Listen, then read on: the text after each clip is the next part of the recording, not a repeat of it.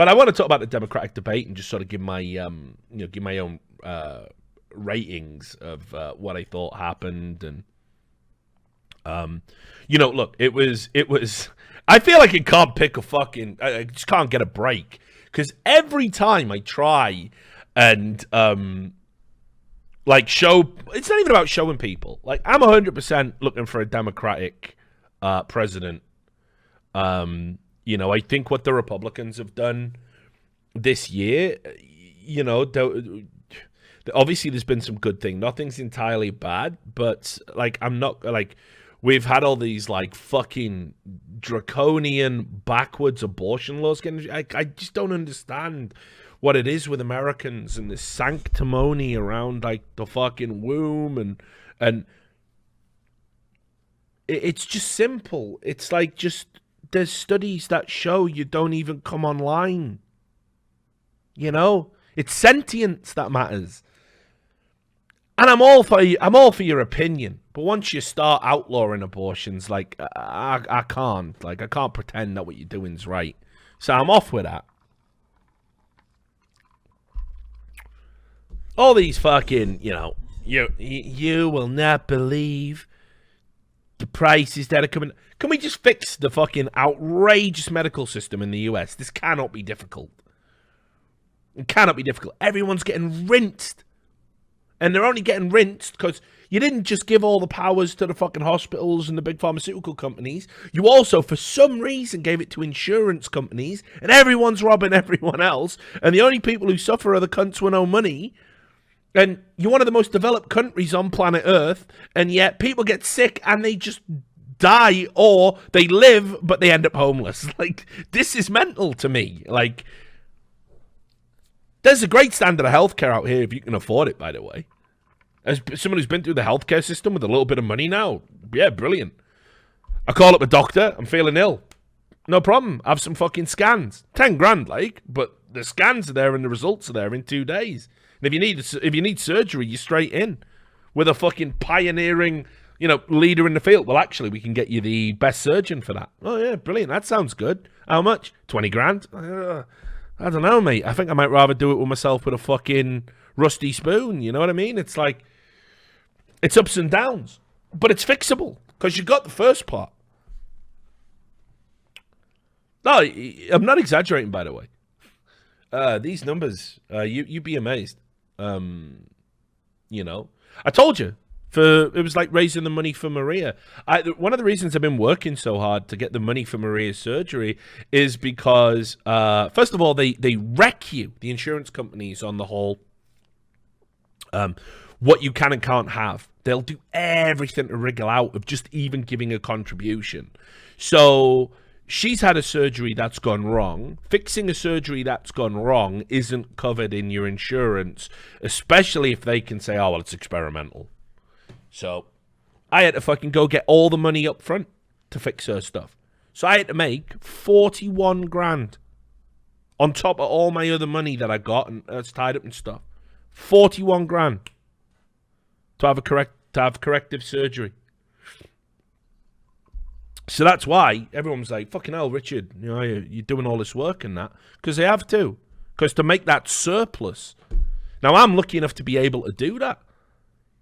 I was telling Moses and the guys when we were talking about it, I was I made pretty wild money last year, but I had no quality of life. I was just working all the time, but has to be done, right? And when you consider we hit 4,000 subs on the No Majors Club, but that's how much of a contribution it was. I needed 41k to get her this surgery. So that's the American healthcare system. We haven't had the operation yet. It's in end of August. So thanks for asking, though, Jarush. Appreciate that, mate. So anyway, the Republicans, I think, have been this Trump-infused Republican Party has been a letdown. And honestly, look, I wasn't a supporter of Donald Trump going in. If it had been Bernie and Trump, I'd have gone with Bernie just to see what happened. And because I don't like billionaires, making policy that affects everyday people. But it wasn't. It was Hillary, who is a fucking, just evil, like just a fucking lump of evil in a pantsuit. I just couldn't. But I think I think he's been a bit of a bumbling sort of international embarrassment. Nowhere near as bad as Boris Johnson if he becomes Prime Minister of Britain, but bad.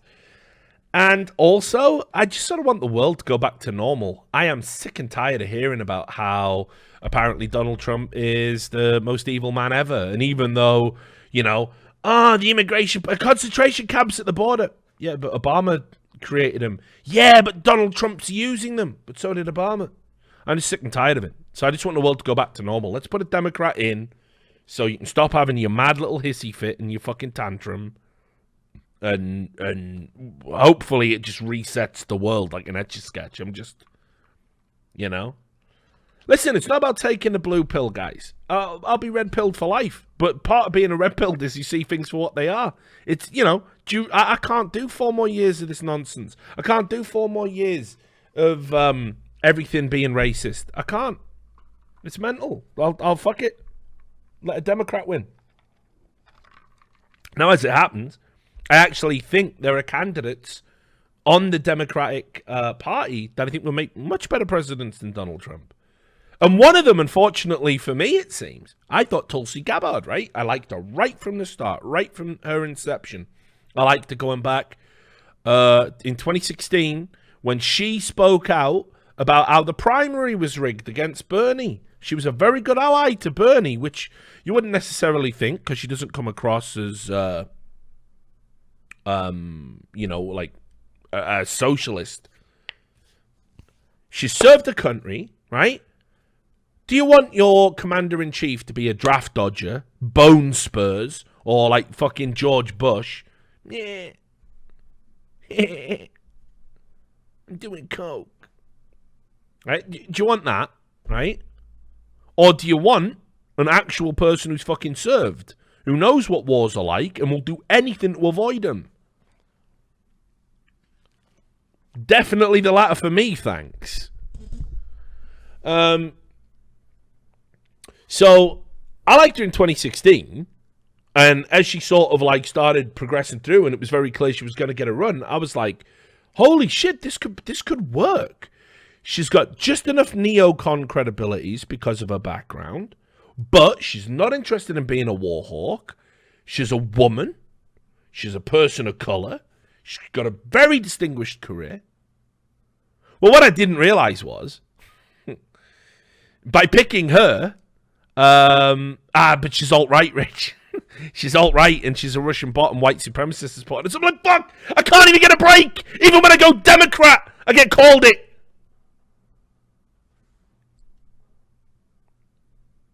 Because that's the fucking madness.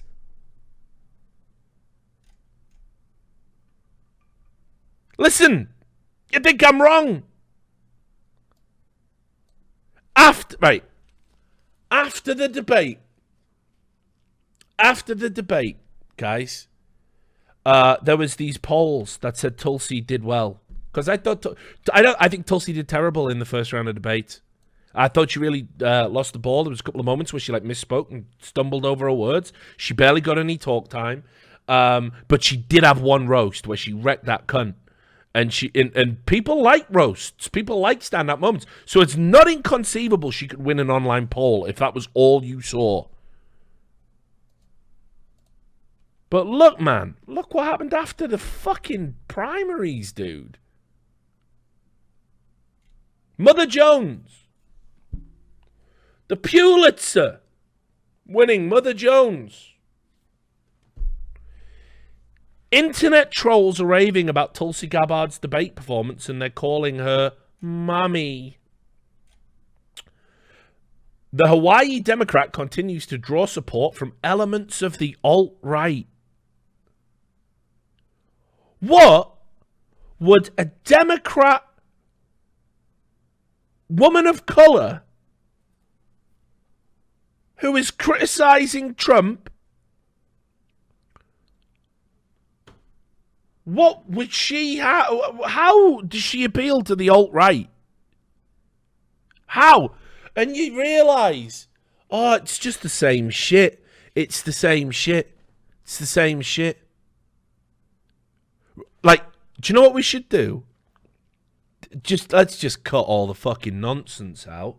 Let's just get the Democratic Party and CNN and MSNBC and NBC and ABC and all the blue checks, and let's just get them in a room and say, right, who do you want to be president? Who is it? Is it Elizabeth Warren? Is that it? Because I can't be bothered listening to another round of someone who is clearly not a Putin agent being called a Putin agent. Someone who's clearly not alt-right being called alt-right. But that's where we're at.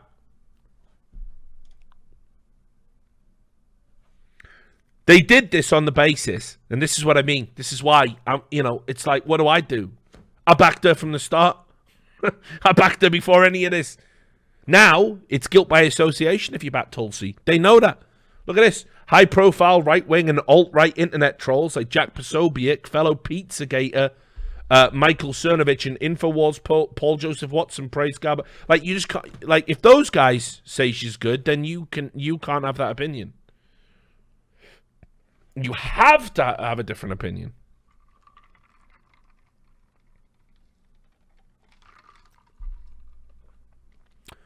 Cernovich called Gabbard the breakthrough star of the night, while Posobiec retweeted a post calling for a movement to push Trump to hire Tulsi Gabbard as Secretary of State.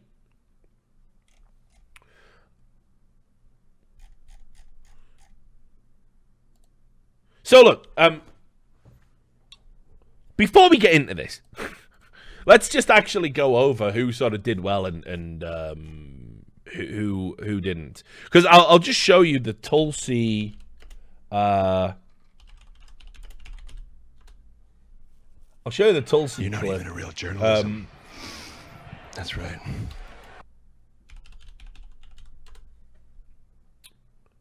Where was it? Was this it? Hang on, sorry, it's got to be careful. Was this the part on Bloomberg? No.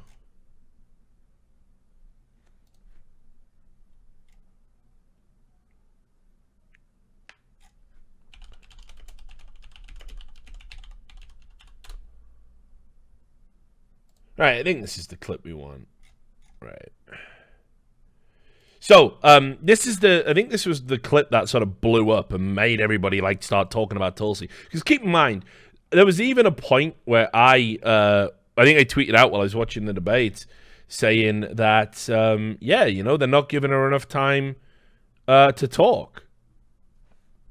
That, it looked like Elizabeth... Congresswoman Gabbard. Yeah. You've said you would sign back onto the 2015 deal. So yeah, it looked like they were not giving her enough time to talk. Elizabeth Warren had sort of dominated the talking points. Elizabeth Warren was also put like in the center thing. It's another thing they do. They put the people you saw this from 2016. They put the fucking people they don't treat as seriously on the edges, give them less airtime.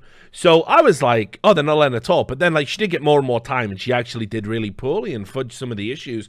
But then they were only bringing her in whenever it was war, foreign policy, this kind of stuff, right? And it's like, I want to hear what her economic policies are and all this other stuff, because I know she's got ideas. I'm still backing her. Like, I don't give a fuck. Like, it's just now all the fucking lefties that are, like, going to go down with the fucking Bernie boat, because he was like a fucking cardboard cutout. And as for fucking Joe Biden, he's legit senile. I'll show you that.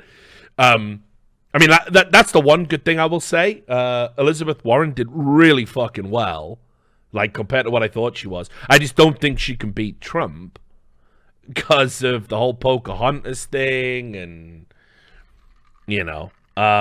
but, like, Biden's done. Like, he's fucking toast, and thank God. Fuck Joe Biden. And, fuck Bernie, honestly, because the time for Bernie to, like, what is he, 75? He's dying in office anyway if you want it. So the time for Bernie to have actually been ballsy was 2016, he should have stood up to Hillary in the fucking DNC, and he didn't. And he went out like a fucking cuck and came out and was going, please clap for Hillary. It's important that we have a unified Democrat. You can't have a unified Democratic Party. It's a split. There's a schism. You have the socialists, the progressives, the extreme branch of the Democratic arm on one side, and the fucking neocon, warhawk, traditional Democrat extension of Obama's cabinet on the other. The two shouldn't even be the same party, but because of America's two-party system, you all have to put up with that. I know. Yeah, you're right. He's an old-looking 75, isn't he? Anyway, so I think this is the clip that made everyone blow up over Tulsi, because, you know, people like roasts and people like when people are forthright in their views. And she says explicitly, war with Iran will be a disaster. It'll be so much worse than Iraq. And that is absolutely true. We have to remember, at the time of the Iraq war, everybody, you know, American propaganda was being pushed out and saying, oh, they're super dangerous, the elite Republican Guard, all of this stuff. And it was actually like, the reality is 25% of Saddam Hussein's army were carrying guns that had no bullets because they just couldn't afford to. It just wasn't there. So the idea that they were ever like a serious threat was nonsensical. Now, Iran, that ain't the case, and we've got other issues again with the sort of the way the money is distributed among the Wahhabist and more extremist components of Islam. Topic for another day, but this is what Tulsi rightly said. Would you insist though that it address Iran's support for journalism? Let's deal with the situation where we are, where this president and his chicken hawk cabinet have led us to the brink of war with Iran. I served in the war in Iraq at the height of the war in 2005, a war that took over 4,000 of my brothers and sisters in uniforms' lives. My best friend's life too. The American people need to understand that this war with Iran would be far more devastating, far more costly than anything that we ever saw in Iraq. It would take many more lives. It would exacerbate the refugee crisis, and it wouldn't be just contained within Iran. This would turn into a regional war. This is why it's so important that every one of us, every single American, stand up and say, no war with Iran. We need to get back into the Iran nuclear agreement, and we need to negotiate how we can improve it. It was an imperfect deal. There are issues like their missile development that needs to be addressed. We can do both simultaneously to prevent Iran from developing a nuclear weapon and preventing us from going to war. Time is up. I have just a very quick follow-up. Well, what would your red line be for military action against Iran? Look, obviously, if there was an attack against the American, our troops, what a dumb question. Then there would have to be a response. But my point is, and it's important for us to recognize this, what would your red line Trump be for and war? his Fuck cabinet, you. Mike Pompeo, John Bolton, and others are creating a situation that just a spark would light off a war with Iran, which is incredibly dangerous. That's why we need to de-escalate tensions. Trump needs to get back into the Iran nuclear deal and swallow his pride. Put the American people first. Hey, but So, you know, felt she did really well with that answer. And then there was, let me see if I can get the other clip for you.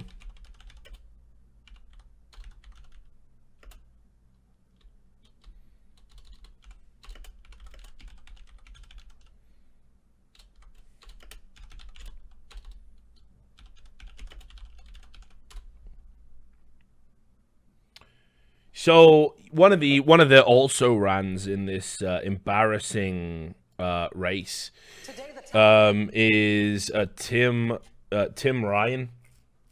He's not going anywhere. You know, he's just one of, like, here's the other thing as well. Like, it shows you what a fucking shambles the DNC is in. How many motherfuckers are actually, like, running for president in the DNC? It's like, what, 20, 22? It's like, fuck me, guys. Like, still, send your best, please. 25? Like, send your best. Send the best ones. Listen, I get it. You've given your life to politics. You think it's your time. It ain't. There's like 5 or 6 people who've got the chops for this job. Why am I listening to the other 20? We all know you're fucking garbage. You know you're garbage. It's just fucking grandstanding. It's just fucking attention seeking. But anyway, Tulsi and Tim Ryan had a really good thing, and this is what I mean. The public like roasts. I think we've been, honestly, one of the... This is going to sound so dumb, but it's true. But it's dumb, and it shouldn't be true, but it is, because the world is dumb. The one area, I think neutral people who are like, I don't like Donald Trump, orange man bad, the Democrats probably right, should have been Hillary. The one area I think people that have warmed to Trump, because his approval rating is at like 46% now, 43, it's in that region, depending on which poll you look at. I think the one area that people have actually warmed Donald Trump in is in the roasts. Straight up. We've never really had a president that does that shit. Like, Obama used to make jokes, but mainly at the correspondence dinner or whatever, and we go, haha, he even made one famously at Donald Trump's expense. Like, George Bush was just a mean-spirited, piggy-faced moron, the worst president the country's ever had of all time. And then you go back, and it's all a bit more buttoned up and statesman-like, isn't it? Donald Trump's just like, I'd have thrown you in jail. And, like, you know, ever since then, there's just been this fucking consistent, like, where he just straight roasts people, like, calling fucking Kim Jong-un Rocket Man and all this, like, mad shit, you know? And little Marco, yeah, little Rubio, whatever. Like, people like that insanely.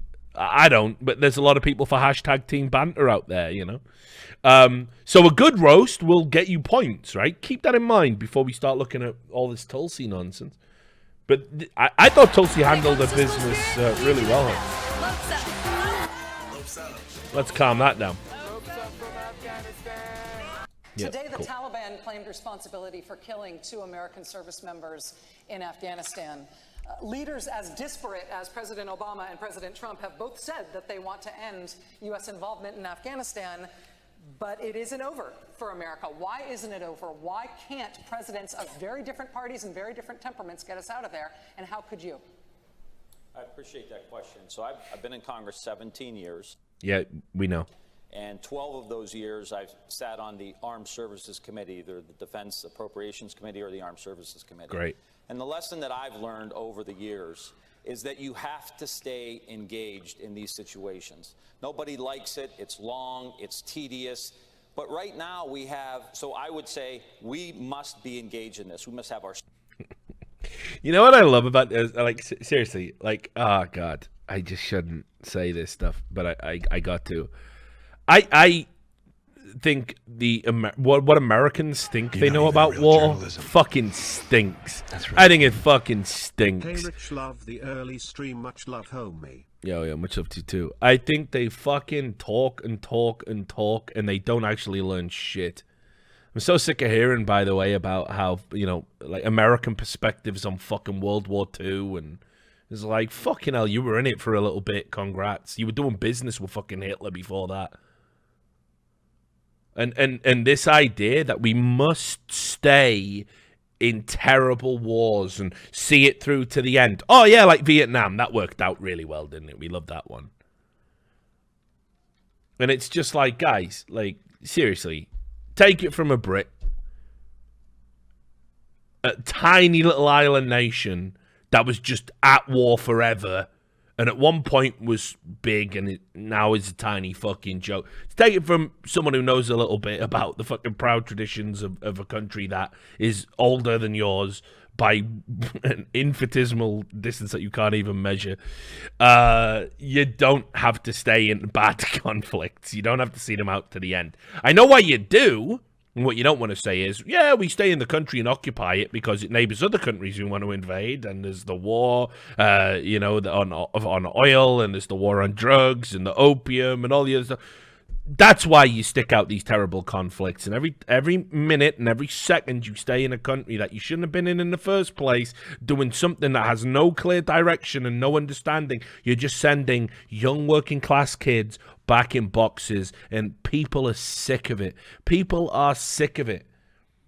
Even the most selfish asshole doesn't get a tangible benefit because gas prices keep going up. What are we doing?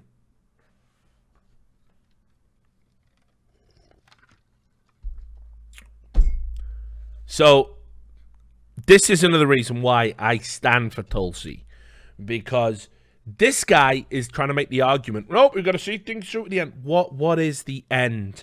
Do you think you bring democracy to these countries? Western democracy, like Starbucks coffee? Like, you think they come around to your way of thinking and your religion and your philosophy and your version? Do you think that happens? Or do you think we just get embroiled in another war with another terrorist faction, another guerrilla faction, another breakaway government, and we just stay there forever, just letting people die, and for what? Which one? Because Middle Eastern politics tells me it's the fucking latter. We just stay there forever. Vietnam tells me this. Wars with communist countries tell me this. Just do what you always do. Put the dictator you want in place. Let's fucking give him arms and let him brutalize his people for 10 years. And then when he gets uppity and wants to go against the US, let's lie, synthesize a reason for a war, kill him, kill a bunch of innocent civilians, put in the next dictator, and we'll see you all again in 10 years. American foreign policy has been the same since they discovered oil in the Mesopotamia region for 100 fucking years. What are we talking about here? It's bollocks. It's absolute bullshit. I'm so sick and tired of the pretense and the lies that we have to see these wars out to an end. There is no end. There's never an end. Anyway, sorry.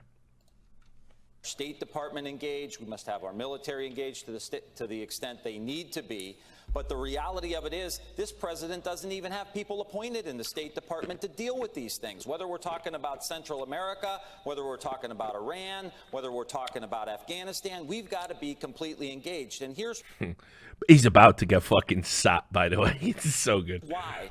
Because these flare-ups distract us from the real problems in the country. If getting drones shot down for $130 million because the president is distracted, that's $130 million that we could be spending in places like Youngstown, Ohio, or Flint, Michigan, or rebuilding. Congresswoman Gabbard, I'm going to give you 30 seconds, actually, to jump off what he said. He described engagement as the problem. You will tell the parents of those 2 soldiers who were just killed in Afghanistan? Well, we just have to be engaged.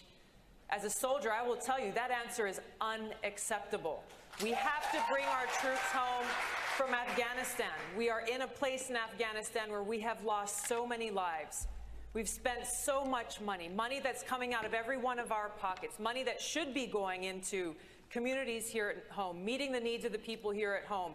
We are no better off in Afghanistan today than we were when this war began.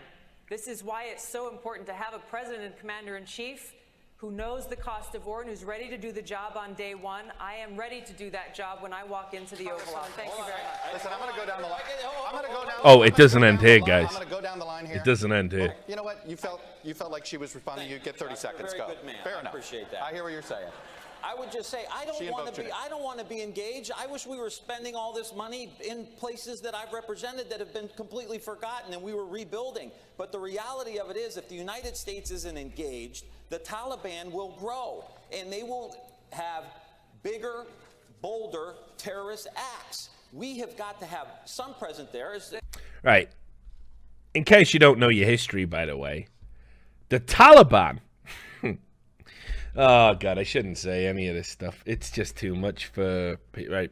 The Taliban were a bunch of little beardy-weirdy, extreme, offshoot, Wahhabist, Salafist Muslims that had no power, no influence. They were just clerics with ideas that if they ever got into power, they would basically oppress people by inflicting upon them the most extreme interpretations of Sharia law. And they were no one. They were nothing. There is a nation. There is a nation that basically gave them everything they needed to do what they did, which was take over the Afghanistan region. And it was America.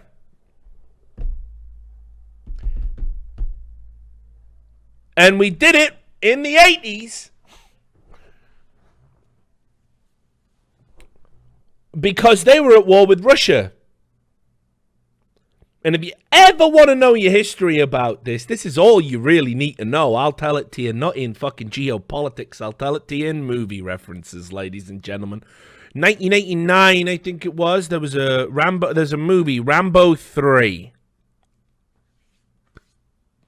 Maybe you like your Rambo movies. After First Blood, it's a big fucking drop-off. 1989, Rambo, he goes to Afghanistan. He fights the Russians. And at the end of that movie, it is dedicated to the brave people of Afghanistan. Because they were standing up to the Soviets.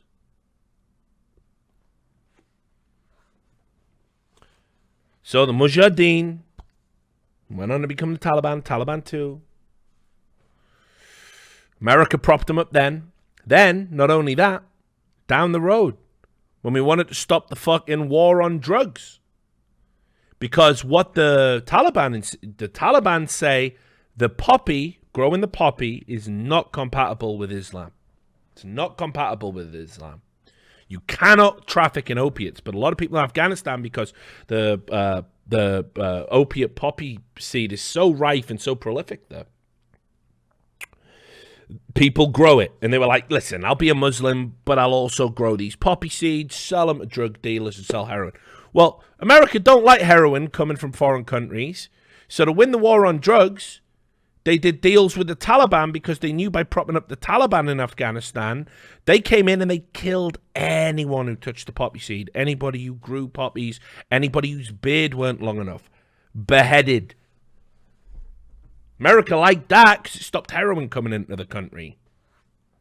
Well, stopped that source of heroin coming into the country. Know what I mean, governor? So America's done business with the fucking Taliban. And this guy is going to sit there and piss in the face of every fucking American and talk about, oh, but if America pull out, the Taliban will be out of control. It's berserk.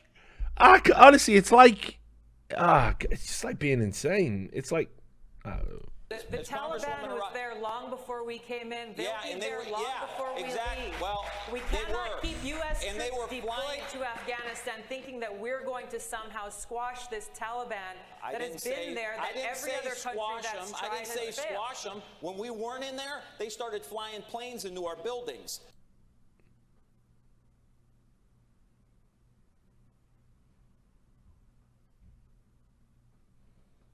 interesting.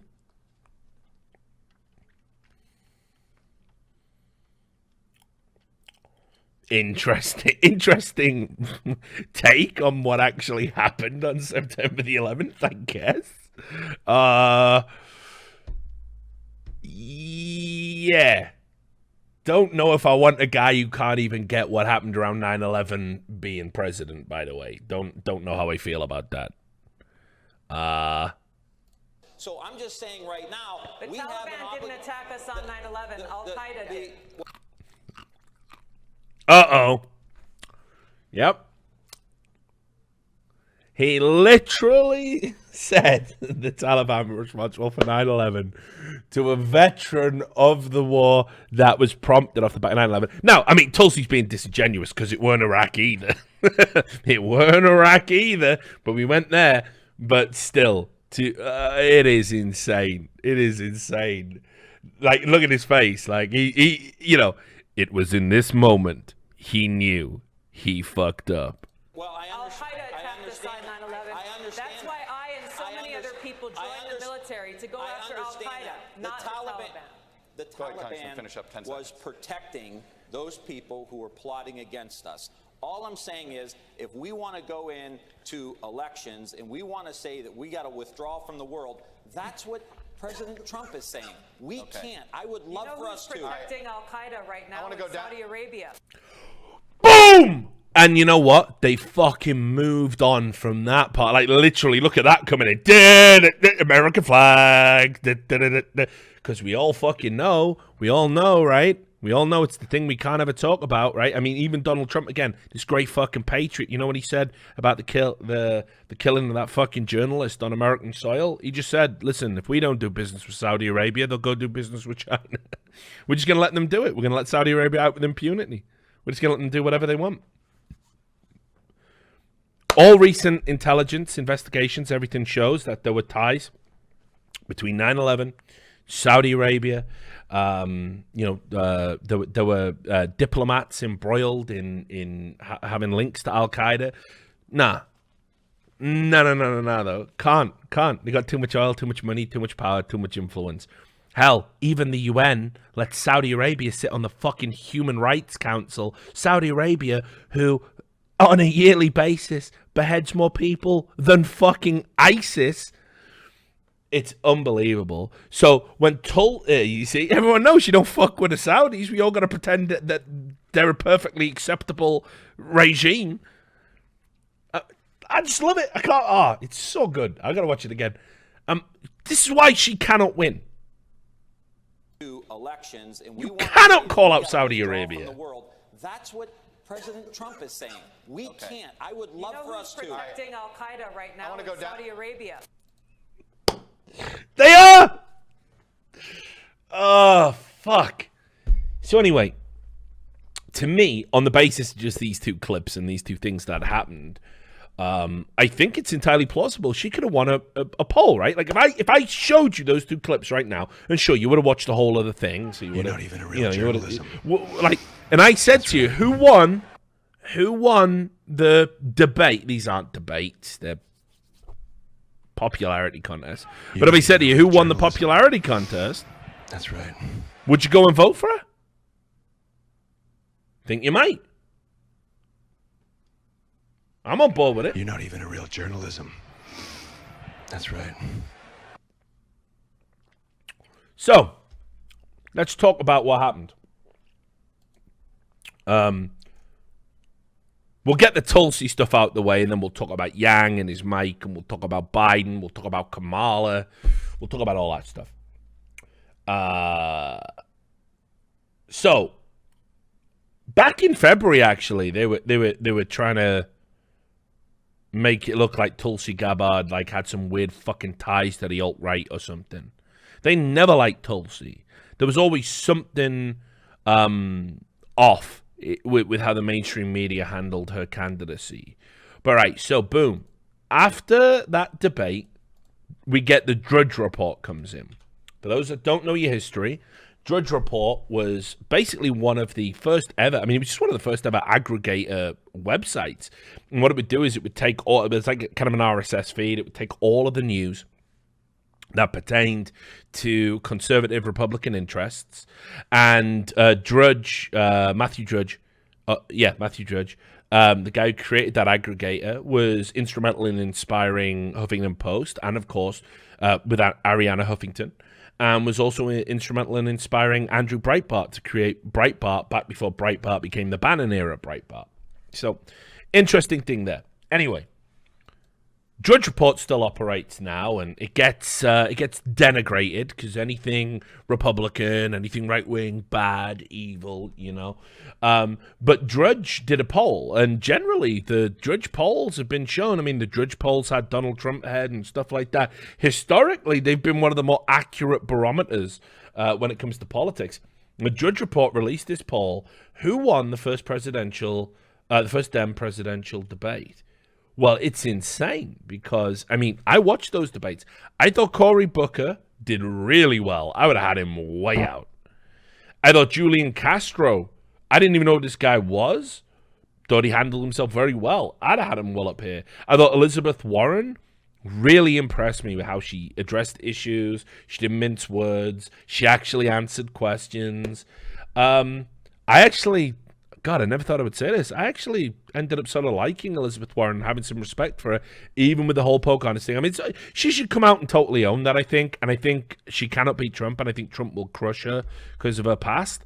But I actually liked Elizabeth Warren. like, I don't know, maybe I'm susceptible to a fucking cheeky old lady. You know, maybe it's because my mother didn't love me, and I'm just, oh, please be my mother, Elizabeth Warren. I don't know, but I actually liked her in the debates. I thought she did really well.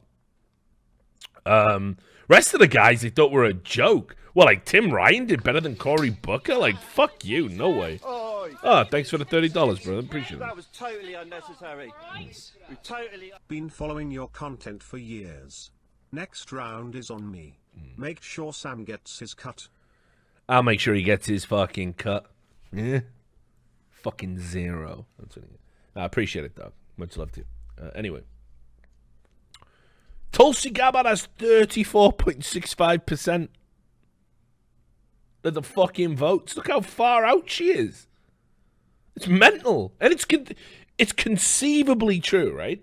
But it wasn't just this poll, because I was like, you know, I've heard some rumblings about how she's alt-right, and, you know, white, whatever. Drudge Report doing it. This is bullshit. But then the NJ.com, which is like a poll for like just New Jersey, they did a poll. Who do you think won? And hang on, view results. Look at that, 40% of the vote had her out in front, and the order, like, it doesn't look coordinated. Because, sure, it goes Tulsi, Elizabeth, just the same, but Castro and Cory Booker are up there. But on the Drudge Report one, they were right at the back. Now, this is a much better reflection, I think. By the way, we'll get to some prime beta male memes. It's so good his candidacy is over. People got so sick and tired of his fucking Obama impression so quickly, and it restores my faith in the American people that people saw through his bullshit. Because he is just fucking AIDS. He is AIDS in a blue suit. Like, fuck that. Everything about him is... like, it's like, I got Transmetropolitan over there on my fucking bookshelf. I'm rereading it. And, yeah, it's just fucking nonsense. But, you know, again, just to reiterate, Cory Booker and Castro impressed me. Cory Booker had a real intensity to his answers, very pointed. I didn't agree with everything he said, but I could see him winning an election. Julian Castro, I knew very little about him coming in. Really like the way he handled himself. So, you know. These were the high points for me. But anyway, 2 polls that she won. So what do you think happens? Well, she's won some polls. So I already showed you the alt-right allegations by Mother Jones. Where was the other thing here? Was this it? Yeah, here it is. The Independent, God love you. Independent, right? You know, a lefty publication, unbelievably left. What do they have to say about a woman of color? White nationalists. Oh, yeah, actually, shit. This is the wrong bit, but this is my point. This is what I couldn't find earlier. This is in February. This isn't even off the back of the debates. This is what people were saying about her in February. White nationalists. I'm a soldier. I've served over. Calm. White nationalists and Russian propaganda machine throw support behind 2020 candidate. They were saying she had white nationalist and Russian support in February.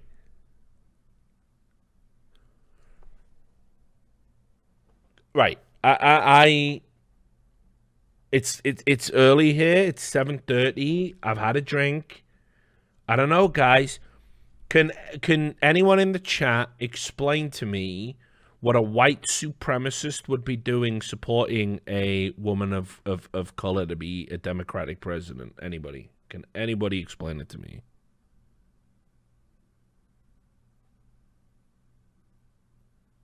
Because it kind of feels that the way they might want to go is support a white man in the Republican Party. But I don't know. I mean, you know, not a white supremacist, so.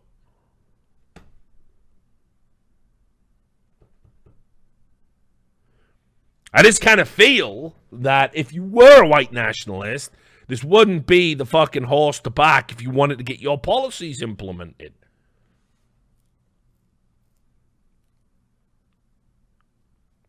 But this was in February, so this isn't even the thing I wanted to link you to.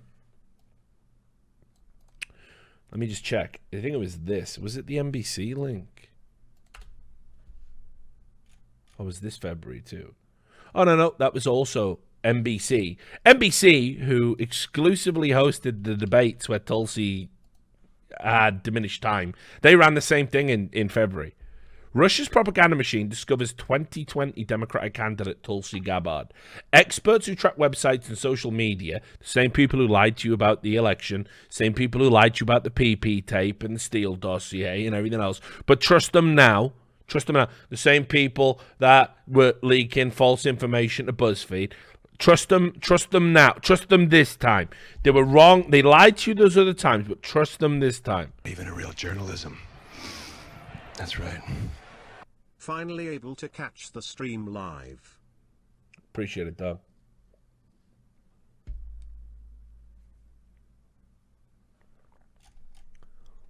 And when you even look at how they broke the data down, it's mental. It's like mental. They're like saying that it's like, oh, Russian Times ran a story on her, so like that's Putin's government influencing an election. Cool. I don't know, kind of feels like it might be a bit more complicated than that, but all right. If you believe your elections are that susceptible. So what you also have to remember is, you know, the ties between NBC and Vox. Well, this is the one after the debate. They just blindly repeated the nonsense. The Democratic debates helped demonstrate the dubiousness of online polls. Well, what's dubious about the online poll, my friend? I mean, keep in mind, the official political polls said Hillary had a 96% chance of winning. So do tell me about the dubiousness of online voting as being a barometer of what people are thinking. And yep, they said because Tulsi had won those polls, there must be something wrong, and that maybe Russian bots had got involved. The classic, right? The Russian bots were out there doing it. So Tulsi had to come out and address this. She actually had to issue a statement, which was run by political website The Hill. Gabbard says the claim that her campaign is getting a boost from Putin apologists is fake news. It's like this weird, like, sustained attack against her for months about how, because she's trending with certain sections of people, like people who were basically float voters, right? Not dyed-in-the-wool Democrats. You know, they voted Obama, but they voted for Trump. They can get on board with Tulsi. They can get on board with Tulsi. And that's kind of how I feel, right? Like, so, thought this was very odd. But then, let me also show you some data that cannot be faked. So they were talking about this as if Russians were basically somehow like getting involved, fucking up the data. Google put out data, and we all know Google would never interfere with an election.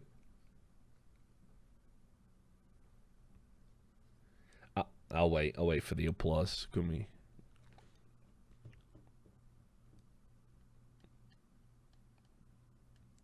There it is. Thank you. So, we all know Google had never interfered with an election. And this is the data they put out, right? So, they said this was a map of state searches, like as in Google Trends. And this was before the debate started. And you can see lots of people were Googling Elizabeth Warren. Few people were Googling Cory Booker. You got Beto, and then Tulsi just like there in Hawaii, right? This is after the debate.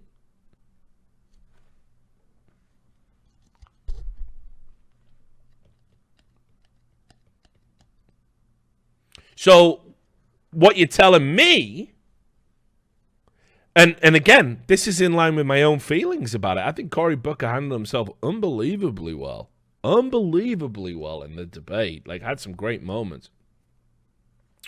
And I think Elizabeth Warren has kind of, like, incredibly established herself as the front runner. If you can get your head around this. The women have done great in this campaign. Like, Kamala Harris, Tulsi, she's going to do well. She's going to make the last round. Tulsi has got the people's vote, even though they keep trying to, like, pretend that isn't happening. Elizabeth Warren's done really well. It's almost certainly going to be Elizabeth Warren or Kamala, I think, gets the nomination. And then, if you're a Democrat, you must weep. You must weep. So that's the Tulsi stuff. Very weird. But let's talk about some of the other stuff that went on, and then we'll get into what happened to the fucking Yang gang. Because I know a lot of Yang fans were disappointed with the way the debate's handled. And then it turned out they actually muted that motherfucker. They wouldn't even let him talk. So let me get into, where was it? There was a few little like highlights I just wanted to show you. This is great, by the way. This is so good. Because there was a competition that was going on among Democratic candidates to see who could drop fluent Spanish first. And Beto, he was in there. He was like a fucking ferret down a rabbit hole. Like, eating them fucking babies. He couldn't fucking resist. And the face Cory Booker does, dudes, you ain't even ready for how funny this is. This is like one of the most memeable reactions I've ever fucking seen. Like, it is so good. Si queremos hacer eso, necesitamos incluir cada persona en nuestra democracia. Cada votante necesitamos... He can't believe he's done it. He can't believe he's done it. Because you can't, can you? You can't. It's like, we get it, mate. Fucking hell. We know there's Latin Americans, like, here. We know that shit. What is this mad pandering bullshit? The idea as well, that if you really want to speak to the heart of the, you know, maybe a second or third generation immigrant who lives in a, like, Latin part of America, clearly has Hispanic, Latino ties, well, you have to speak their lingo. Speak the lingo, gringo. And also, as well, I had multiple people telling me, because I was like, at first I was kind of like, it's good of them. Good that they're showing, you know. Yeah, actually, we should say it. People were going, his Spanish is terrible. His Spanish is terrible.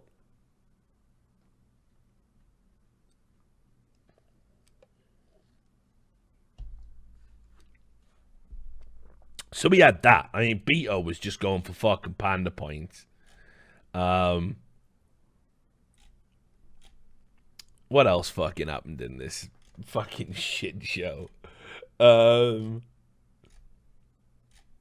there was the bit with the fucking mics. That was embarrassing. They had like a hot mic issue. Have I got that clip ready? Yeah. Now, keep in mind, I worked on American network television. Let me tell you a story that happened to me at E-League. Oh, Richard, how you bring everything back to esports? Yeah, I know. I'm great. I'm a national treasure. I get it. When I was working at E-League, there was this one time I was doing a live TV show, and I got the remote pack on my hip, and I got the headset and the mic, and obviously it's a TV network, right? So on another channel somewhere in this building, in this studio, they were showing some like Days of Their Lives bullshit, you know, like, oh, Banquo. This is like Shakespeare. This isn't Days of Their Lives, but you know what I mean. Like, I am your secret lover's twin, and I was your daughter the whole time. And he goes, no, but this can't be true because I had sex with Stephanie and I'm also gay, you know. And it's like, duh, duh, duh. It was like some shit like that, you know. And it started, right, so they were showing a program like that somewhere in the studio. You're not even a real journalism. That's right. Hang on. At Richard Lewis Report, so the Democrats' debates was like watching two monkeys fight, really entertaining, but no intelligence was showcased from either side. Listen, I'd have rather watched monkeys fighting. I ain't gonna lie. I'm always down for that. There's used to be a wicked documentary that not even a documentary, but like a reality TV show. Used to be on at about 2 p.m., 1 p.m. Used to be called Monkey Business. And I would be just getting out of, this is when I was at uni. I used to get up at uni. I used to roll a massive spliff, have a cup of tea, didn't go to my lectures. I wasn't missing Monkey Business, dog. And it was about chimpanzees who were living caged, but they were trying to bed in 2 separate tribes of chimpanzees, and it was straight fucking wrecking. It was fucking wicked.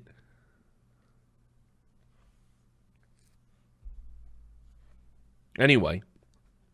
Right, hang on. Yeah, days of my lives. Days of our lives. So, I'm doing a live TV show, and I can hear in my ear loud as fuck, louder than the producer who needs to tell me what camera to look at, where we're going to break. I just hear this guy going, oh, Banquo, you are the father. And it was like going, but that can't be true. I'm a Jaffa. My testicles don't work or whatever. And I was like, it was super loud in my fucking ears, you know? And I'm like just looking at like a live TV camera. Like I don't know when we're going to break. I don't know what's going on. I'm already having a fucking nightmare, you know? Already on live TV where one wrong phrase, one hot mic, and you just get fucking bodied. Your life's over. And they, in the break, like, it was unreal. Like, a guy climbed under the desk, like, while we were still on air. He was fucking with my pack. I was like, talking, so yeah, what do you think, little Momo, about this? And like, was doing all that. And they fucking flipped it. It was still going on. They did a hard reset of all the stuff. We had that problem fixed. Like, we went to a break, and by the time we came back, it was fixed. It was done in 2 minutes.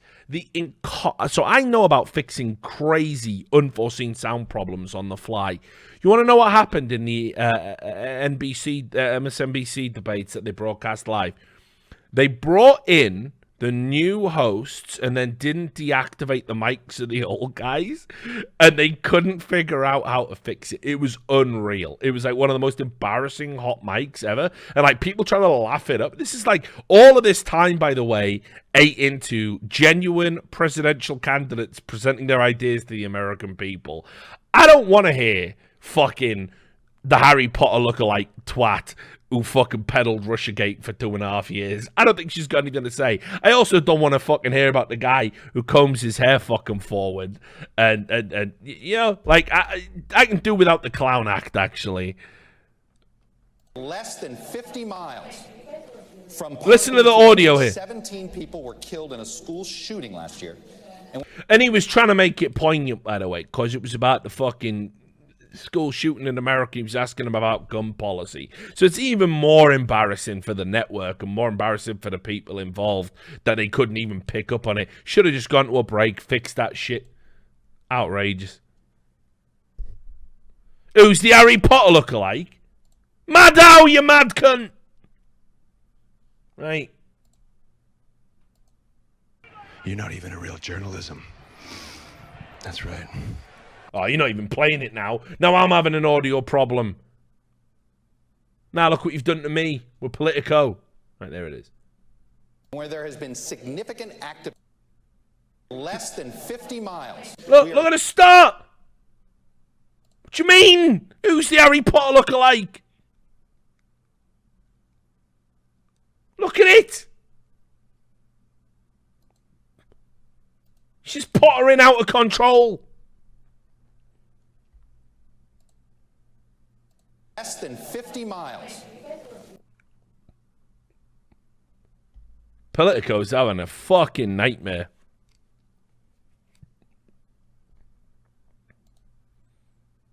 From Parkland, Florida, where 17 people were killed in a school shooting last year. and where there has been significant activism on gun violence ever since. Many of you are calling for a restoration of an assault weapons ban. But even look at his comb forward as well. Look at his comb forward. Look at that.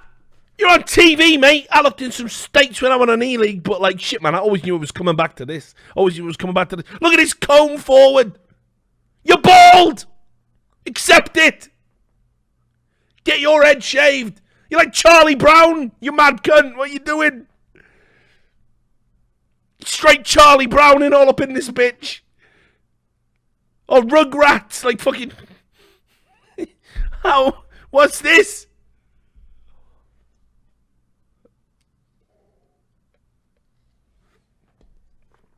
Straight Tommy Pickles in. You're not even a real journalism. That's right. Look at it. Like literally, I can count how many hairs he has. I'll do it. 1, 2, 3, 4, 5, 6, 7, 8, 9. I'm halfway. I'm halfway and I've done 9. I'm halfway and I've done 9. I'm in the center and I've done 9. What are you doing? You've got 9 hairs halfway. Stop. Give it up. Anyway, right. Back to politics for a moment. hundreds of millions of guns in this country. Should there be a role for the federal government? Their other mics are on. Everybody's mics are on. I think we have a... I heard that too. That's okay. It's like a fucking awkward family wedding, this. Right, best man's giving the speech. Oh, I love this guy, mate. Feedback crackling. All right. So the question is simply this. We're from... I apologize you guys didn't get to hear this, the first part of the question. Yep. Obviously, so I just repeat it. Parkland, Florida. Yeah, here you go. Gun activism. Right, now I get my poignant moment. Now I get my poignant moment with all 9 hairs on my head. It's like fucking that song by Badil, innit? 3 hairs on your head. Fuck off. A big part of high school life up there in Broward County. Many of you are calling for tighter gun restrictions. Some of you are calling for the restoration of the assault weapons ban. But even if it's put in place, there's still going to be perhaps hundreds of millions of guns still on the streets. Is there a role for the federal government in order to get these guns off the streets?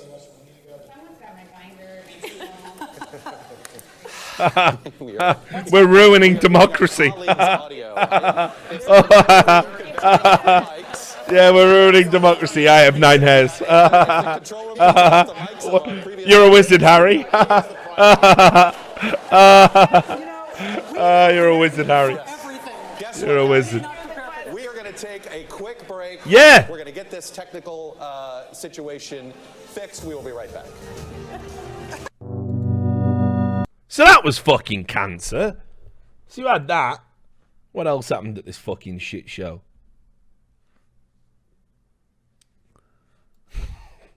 It's a fucking nightmare.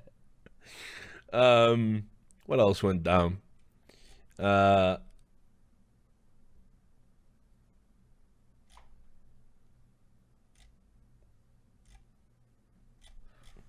Chuck Todd talked too much.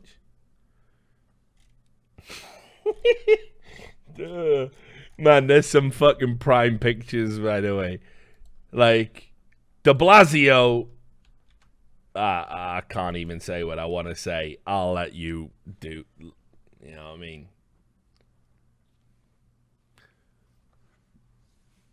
Like some fucking sex deranged Mr. Rogers is all up in this motherfucker. Like it's outrageous, isn't it? Like, you know what I mean? I'll be your neighbor. Like, fuck that. So you had that. Then I also enjoyed this because they didn't do a great job makeup wise on Beto, right? So like you have to understand, like the things that tip the scales. It can be something as like, remember when they tried to fuck over Donald Trump, where they changed his mic, so it was like it was also they turned down the treble, and it was just like, so he was like, you just hear him like sniffing all the time. Remember when they did that and they pretended they didn't do that, but they totally did do that. But yeah, like wait till you see this. That like, oh, it's unbelievable. Like I've been in some fucking states, like I've been tired, dog. Like, you know what I mean? Like I work hard. I've been tired, but like this is unreal, right? Towards the end of the debate, Beto is just flagging so hard. Look at this shit. It's unreal how fucking like, dude, like, look at the bags, dude. Look at the bags.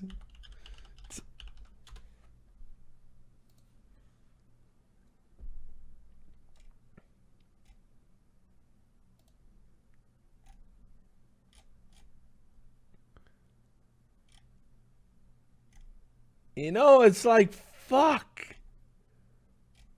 What's going on, Home Slice? You're meant to be the young dude, you know, skateboarding. You're fucking knackered after a debate, mate. Come on.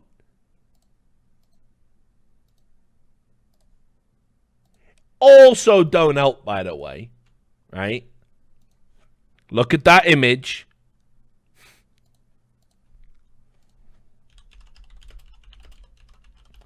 Just look at it. Burn it into your eyes.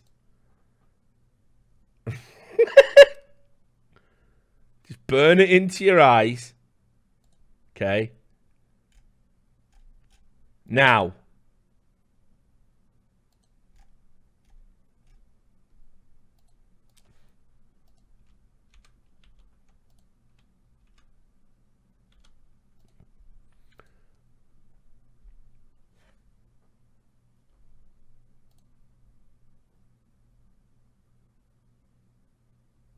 Now, I'm not saying Beto is a vampire from Salem's Lot, right? I'm not saying that. I am not saying. I'm not saying he is. Because we got no proof. We have no proof that Beto is one of the vampires from Salem's Lot. We have no evidence of that. But, again. Just saying. I haven't seen the vampire from Salem's Lot and Beto in the same room. You know what I mean? So it does beg the question. Now, a lot of you, I see, you were quick to go to Nosferatu.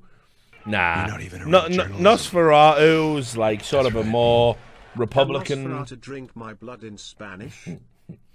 I don't know. See, I did think about that. I thought about Nosferatu, but it's not. It's definitely the one from Salem's Lot. Because look, right, you can see. Don't get me wrong. There's some similarities there. They could be related, but it ain't. It ain't, or is it?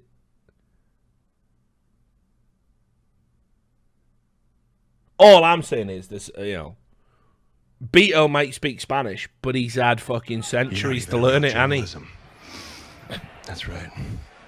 Booga booga.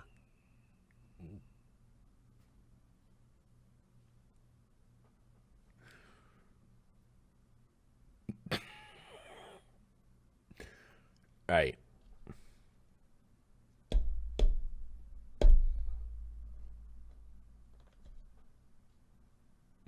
I'm just saying he's, look, you do the math. That's all I'm saying. We've all played Vampire the Masquerade. Right. So there was some embarrassing bits. I did want to keep the fucking debate stuff. I wanted to keep it serious. I can't. I'm incapable. Because I find the whole thing pretty funny. Oh, one last thing I've got to talk about. There was a candidate who, like, she's just stoned or something. I don't even know how this happened.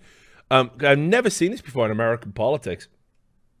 But there's someone called Marianne Williamson.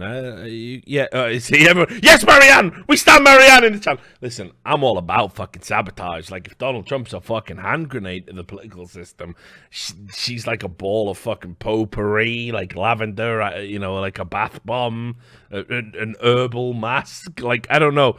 But, like,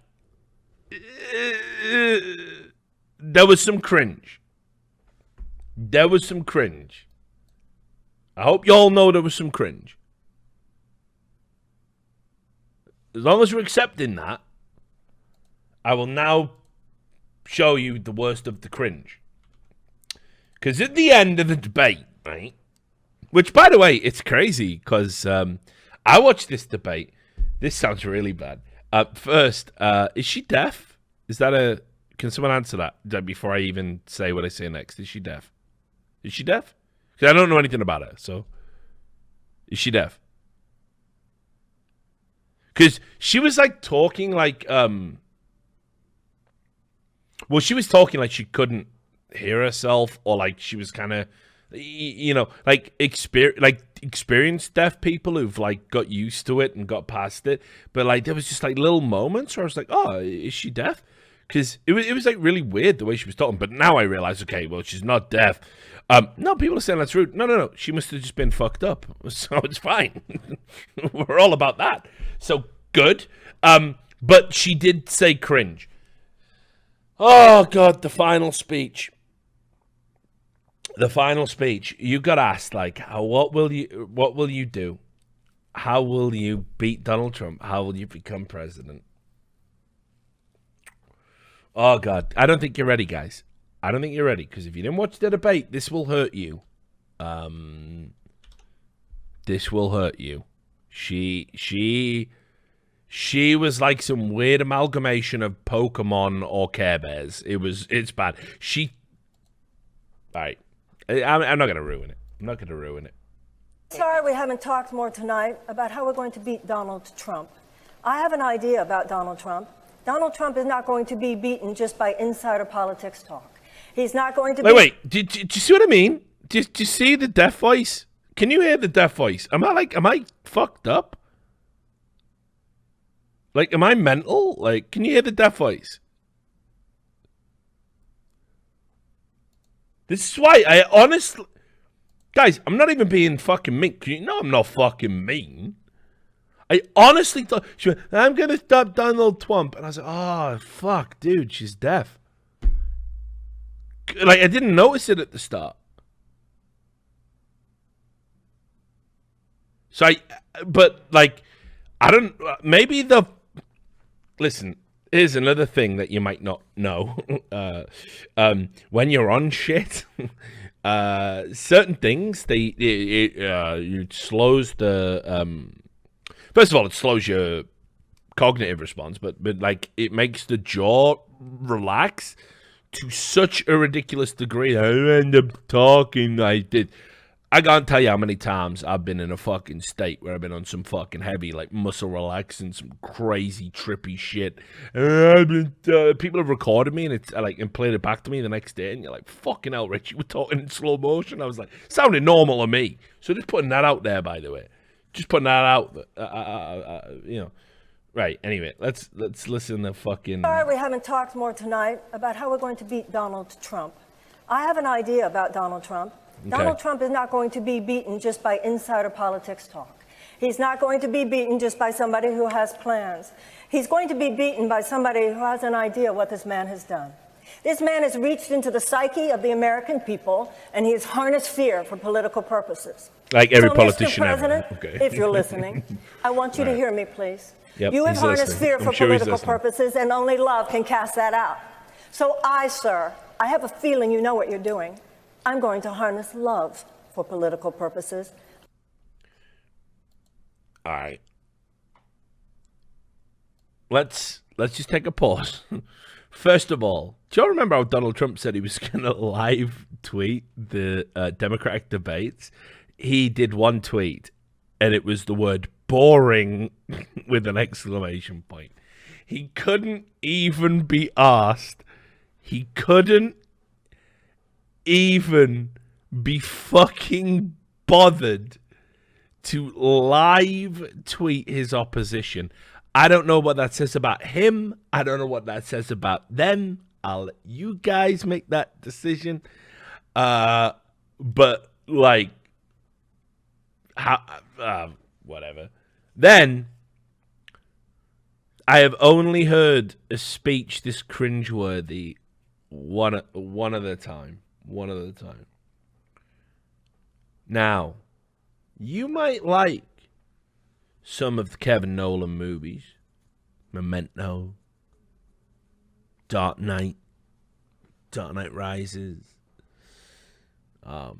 Inception. You might like all that. Christopher Nolan. Who's Kevin Nolan? Wait, he played midfield for Newcastle. Sorry, mate. Sorry, dude. Sorry. It's like I can only hold so many Nolans. You know what I mean?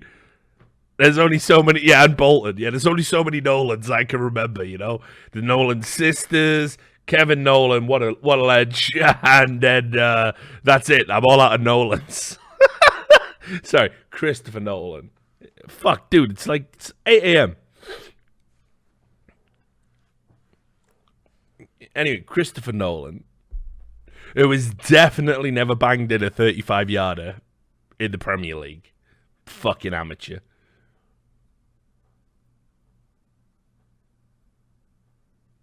Yeah, I'll start talking in the deaf voice. That'll really help the stream.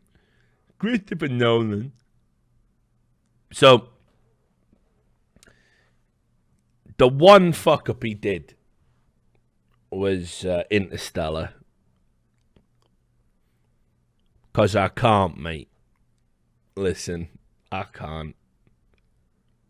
I can't. I can't. I'll watch Matthew McConaughey take a shit through a sieve. I love that guy. Seriously, if I ever get the opportunity to suck Matthew McConaughey's dick, I can't even imagine what situation it would happen. Oh God, I would film me doing it, and I would wear a T-shirt with a photo of me doing it, like forever. No, yeah, clip it for real. For fucking real. Like, what, you wouldn't suck Matthew McConaughey's dick? Oh my God, I bet it tastes like sweet, sweet lemonade. Oh, what a guy. What a fucking guy. Oh, I couldn't even fuck him. It would be like pulling the wings off a butterfly. I couldn't. I just want to hold him. Oh, I love that man so much. Like, did y'all feel the same way? Love that man. Love how he came back from being out on the fringe, and they all said you were too good looking to be a good actor, and then he dropped fucking Russ Cole in True Detective, and did so many great indie movies. Oh God, what a guy! Anyway, would literally not even a real you know what, if journalist. he came up to me with his Texan drawl and he said, "Listen, Richard," I can't even do his voice justice, but we'll just have to pretend. "Listen, Richard, you can definitely suck the Matthew McConaughey dick, but it's going all the way down your gullet, and you're gonna choke to death." I'd be like, "Listen, it's fine. What a way to go out, man! Like, I'm on board. Like, fucking hell, like." Love Matthew McConaughey is a fucking legend, but he was in Interstellar and I wanted to like that movie. I wanted to like his speeches, his scenes,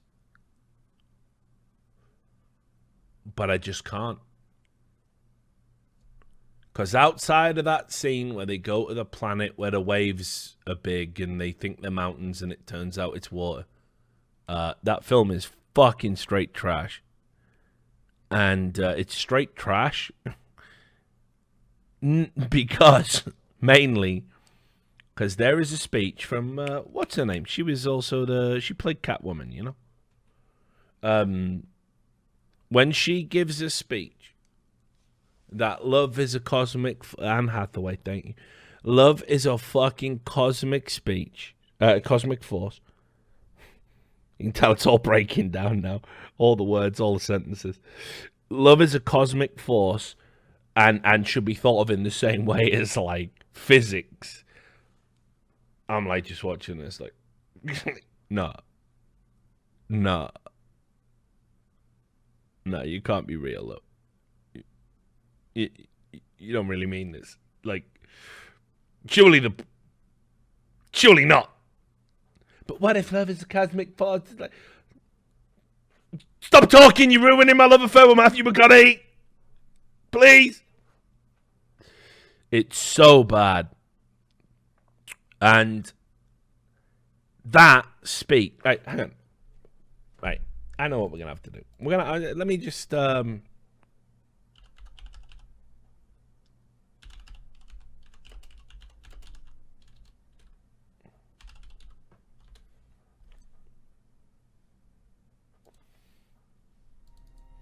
Right, this is how much I love you guys, by the way. I'm going to assume this is the speech. I'm not looking too hard for it. If this don't make you fucking cringe in half like a deck chair, then, I don't know, mate. Just fucking watch Pokemon movies or whatever. This is fucking mental. This is too much, like. Starbucks Plus coffee is the coffee you love. Plus, twice the go. This ad's better than the speech I think I'm about to play. Twice the caffeine to take on your day. Introducing Starbucks Plus coffee. I love you. Wish you would say this to me. Again, this is just, it's not going to do with the stream or the bit. But, you know, just wish I was there under him while he was there with me. Say, can we just play this bit again? I love you. Forever. You hear me? Thanks. I love you forever. I feel the same way. I know you're going to get this message. Professor Brands assured me that you're going to get it to you. Know that I love you. Love isn't something we invent. Right, this is it. This is the arc. It's too much. I can't. Love isn't something we invented. It's observable, powerful. It has to mean something. You're not even a real journalism. So if you're going to drop a not even a real journalism right now when I'm trying to underline how bad the speech is, thanks for the sub. It has to mean something. Love has meaning, yes. Social utility, social They made him say this! bonding, child rearing. We love people who have died. Where's the social utility in that? None. Maybe it means something more, something we can't yet understand. Maybe it's some evidence, some artifact of a higher dimension that we can't consciously perceive. I'm drawn across the universe to someone I haven't seen in a decade, who I know is probably dead. Love is the one thing we're capable of perceiving that transcends dimensions of time and space. That isn't true!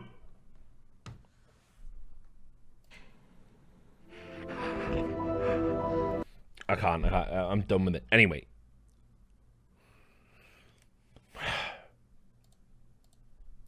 I now want you to compare the horror that you've sat through, apart from the good bit at the start where Matthew McConaughey was like, I love you, oh God.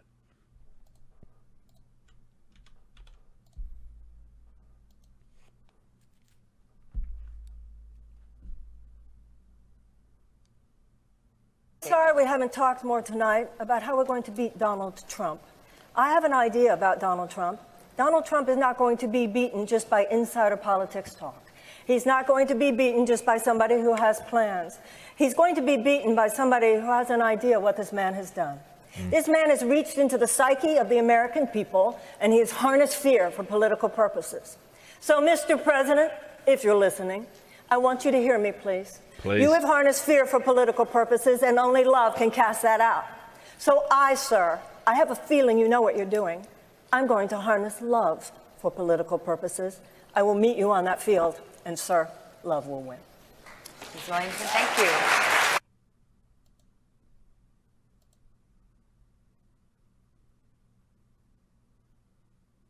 Now, now, that's a presidential candidate for America, by the way. She is somehow in the running. Oh God! Why am I alive now? Could have lived in the 50s. Okay. Oh God! Could have been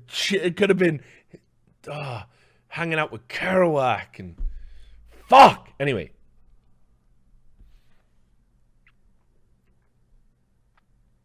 Didn't have to be here, didn't have to be now. somebody actually went through and went and got all of her tweets. By the way, let me. Oh God, some of her old tweets are fucking crazy.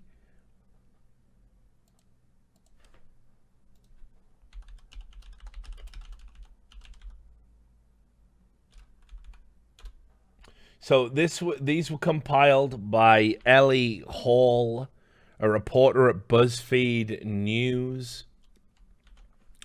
You're not even a real journalism.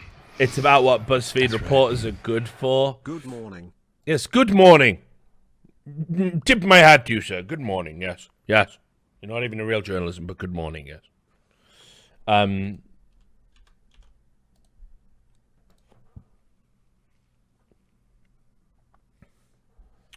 It's just hippie bullshit. It's just hippie bullshit. Yin is feminine.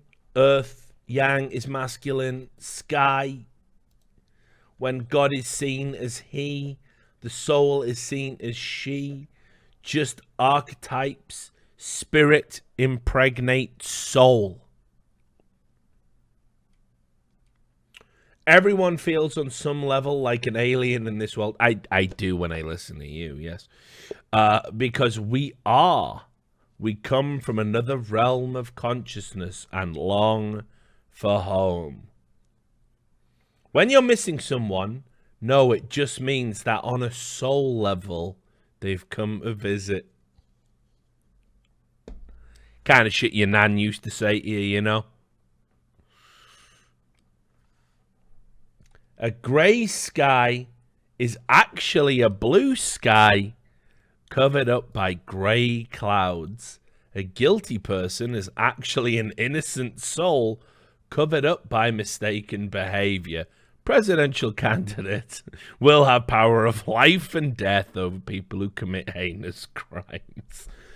I know you murdered all them kids, but I think it was the clouds in the way of your soul, so I'm just going to release you immediately with the presidential pardon. Brilliant. Going to play out well with the Justice, Law and Order crowd. Can't wait. You're a lamp. God is the electricity. You're a faucet. God is the water. You're a human. God is divine within you. Allow the flow. Your mind is like an airplane, and I mean, this is like some like 12-year-old shit. Your mind is like an airplane, and you are the pilot. Rise above the clouds, fly above the turbulence, seek a smoother ride. I'd like to tell you they're all like this. Look how many there are. Oh, get her out. Make it stop. Make it stop. Our eyes can see the perceptual world, but only our hearts can know the truth. Oh, just gendered everywhere. Get me out. Okay, good. Right, so anyway, she was the thing. And then I think, yeah, we need to talk about the yang gang factor. Now, I warned you, remember on my previous episodes of the podcast, previous streams, wherever the fuck I jibber-jabbered about this jibber-jabber, I told you they were coming for Andrew Yang because there were, again, a lot of people who had gone Trump, been disappointed by Trump, were looking for another kind of, you know, a lunatic fringe, a rogue element, somebody that was gonna shake it up. You know, that's what... If you voted Trump, you didn't vote Trump because you like Trump. If you're a Republican, you didn't vote for Trump because you think Trump's going to do right by Republican values. You voted for Trump because he was just like, well, let's put a giant moron who's been used to getting his own way the entire time he's existed into the political system and see what happens. because fuck career politicians. That's what that was about. So Yang represents a similar kind of chances bet in the sense that he's saying, listen, I will give everyone $12,000 a year bare minimum. It's actually going to save us a lot of money moving forward. And he became basically like the universal basic income guy. He went on Joe Rogan, definitely alt-right, of course. He went on Joe Rogan to explain the UBI principles. And unfortunately, because of the whole UBI policy, he doesn't get to talk about anything else. Now, just to show you what I'm saying isn't false, because, you know, I never lied to you. Oh, it's Nighttime BuzzFeed. You can read that in the gray. This was, funnily enough, just a month after we spent February saying Tulsi was white supremacist, Russia propped up, you know. In March, we decided that Andrew Yang was had alt-right supporters. And I'm just making sure, yes, there's no boobs there. No. Good. Yeah, it's good. But yeah, Blizzard ads. Good. Excellent. Andrew Yang wants to support the pro-Trump internet. Now it's threatening to devour him. And basically what this article says, I'm afraid to scroll down. If you're wondering why Yang is often pictured next to a bunch of anime girls, listen, the internet just is what it is, and basically the whole Yang Gang thing is that he's just macking out with anime chicks, and you know, that's just how it is, basically. So,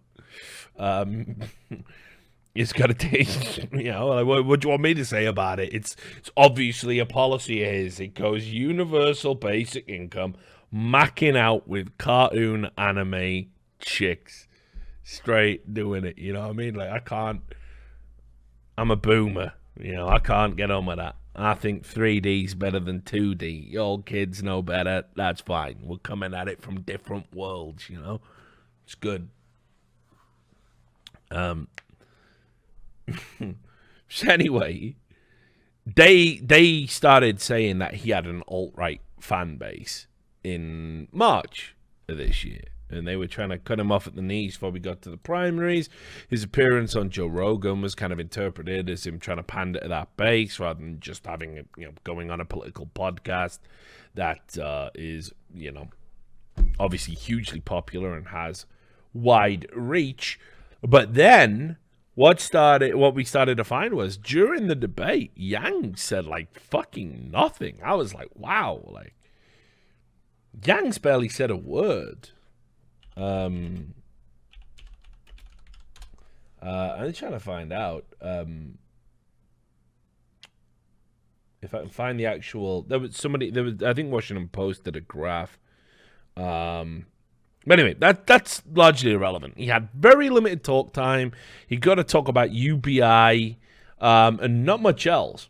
And then he came out after the debate, and apparently what had happened was they just turned his fucking mic off.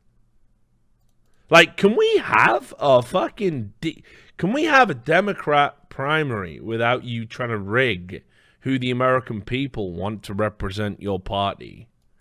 You know, that'd be nice, right? Wouldn't we all like that? Like, just actually let sort of democracy kind of play out without all of the bullshit. Like, we all know you fucking bent Bernie over, like, last time around. Can't we just have people talk and give their ideas and let the American people decide? So here it is. Yang's muted mic concern is not the first time his supporters worried about MSNBC coverage. MSNBC, of course, instrumental in helping prop up this idea that he's like a member of the lunatic fringe. He's talking about something different. Now, listen, there are some quotes that you'll see from Andrew Yang that are going to get widely spun out of, they're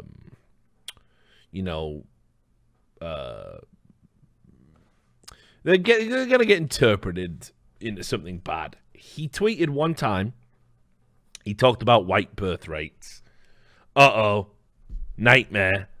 Because some bad dudes and some fucking unpleasant people talk about that shit. Andrew Yang just said, like, listen, in certain parts of America, you know, birth rates are down, and Americans might not feel like they're at home anymore, and this is a problem we need to talk about. We have to include white people in talking about what we're talking about. That was all he said. Well, he's pandering to the alt-right, you see, by doing that, by saying that, even though he's Asian, not white.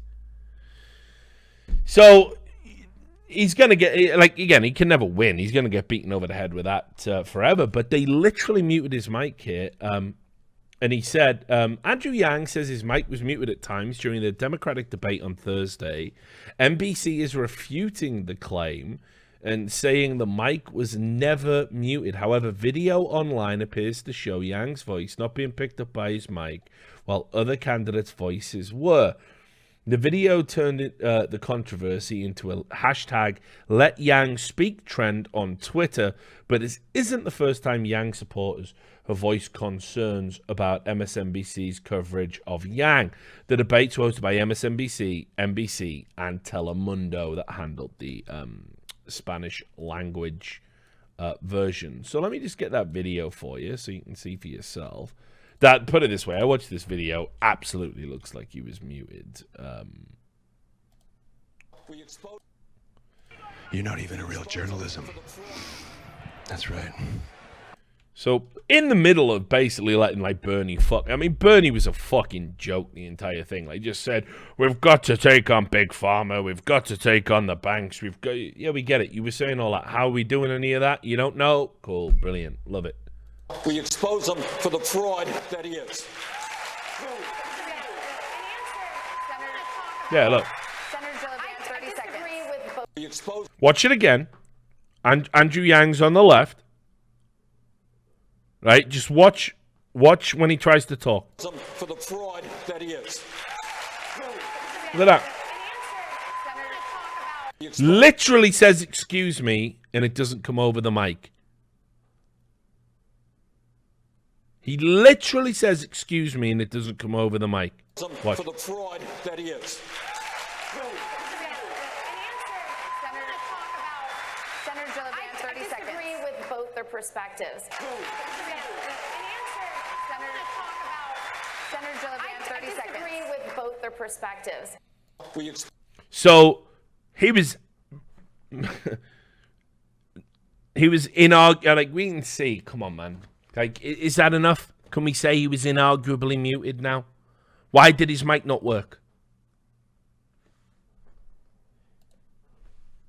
So it was more grade A bullshit. It was more grade A bullshit. Where again, I got to listen to fucking Bernie Sanders' greatest fucking hits. By the way, a former campaign manager or campaign promoter or whatever the fuck for Bernie Sanders said he may as well have been a hologram on CNN. You're not even a real journalism. It was terrible. That's right.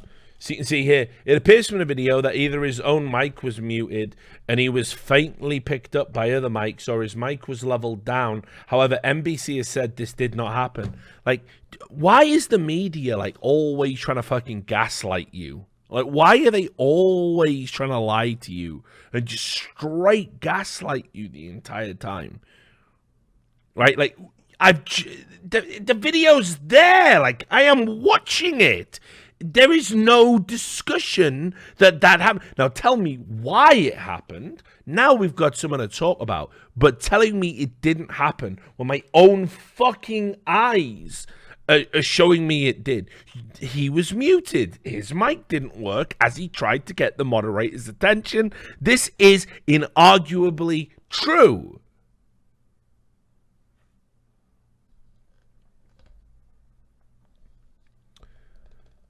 Kirsten Gillibrand's mic is clearly much louder than Yang's when he tries to speak at the same time as her.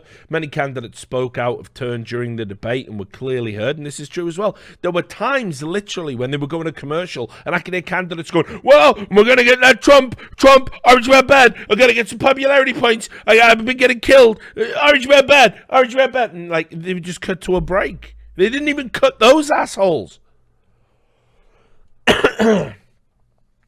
Yang said publicly his mic was turned off during the debate. He talks about it at 4 minutes and 4 seconds in the video below.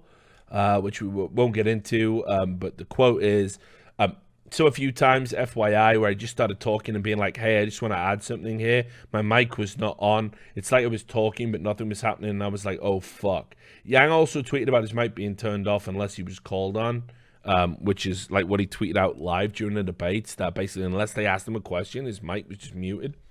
After the debate, here we go again.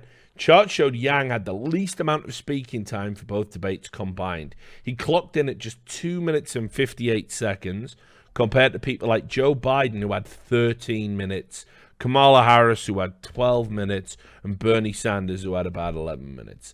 And direct questions asked to candidates were also skewed against Yang, even when compared to candidates he was polling better than. Here's a list of the candidates ordered by number of direct questions they were asked. Bear in mind these questions were determined in advance by NBC. Polling obviously influenced, but Yang is outpolling half the candidates.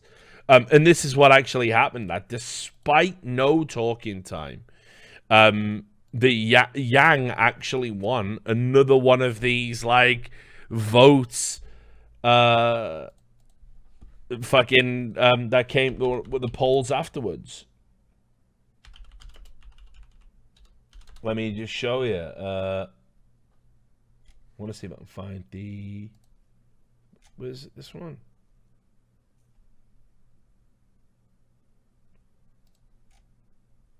There were so many of these online polls afterwards.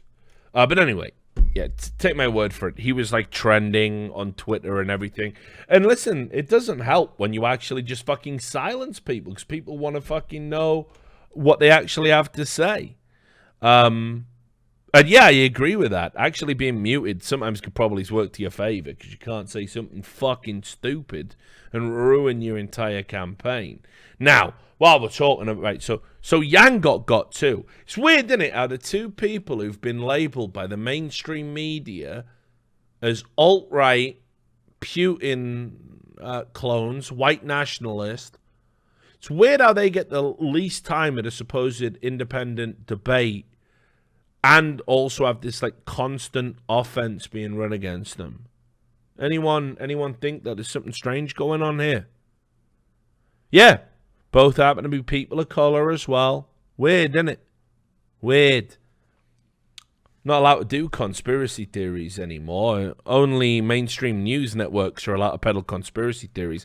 MSNBC, by the way, a news organization that have said people who peddle in conspiracy theories shouldn't be allowed to have a platform. Let Rachel Maddow, who's pushed conspiracy theory for 2.5 years, chair a fucking presidential candidate debate. Cool. Right. Let's get to the worst of the fucking worst. Joe Biden. It is, it can't be real. But I couldn't believe what I saw here. Like, Joe Biden's performance was so bad. I saw there was this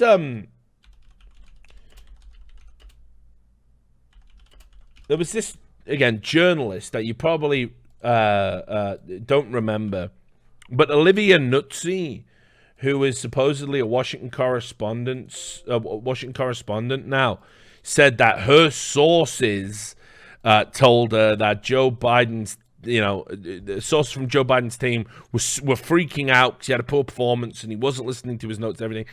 Just a reminder, Olivia Nuzzi got trolled because she didn't vet her sources.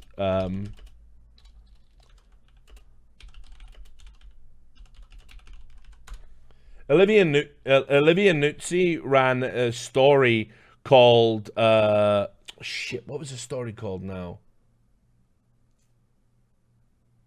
I can't even remember. But anyway, she ran a fucking story in 2016 where she literally got trolled. She got trolled and basically like had to admit, like, the guy who was her source for the alt-right. Yeah, this is it. So don't trust this bitch to fucking vet a source, by the way. Here it is. The Daily Caller wrote about it. Here's how 2 Twitter pranksters convinced the world that the Pepe the Frog meme is just a front for white nationalism. And it talks about, strobe a million times as you load those fucking ads.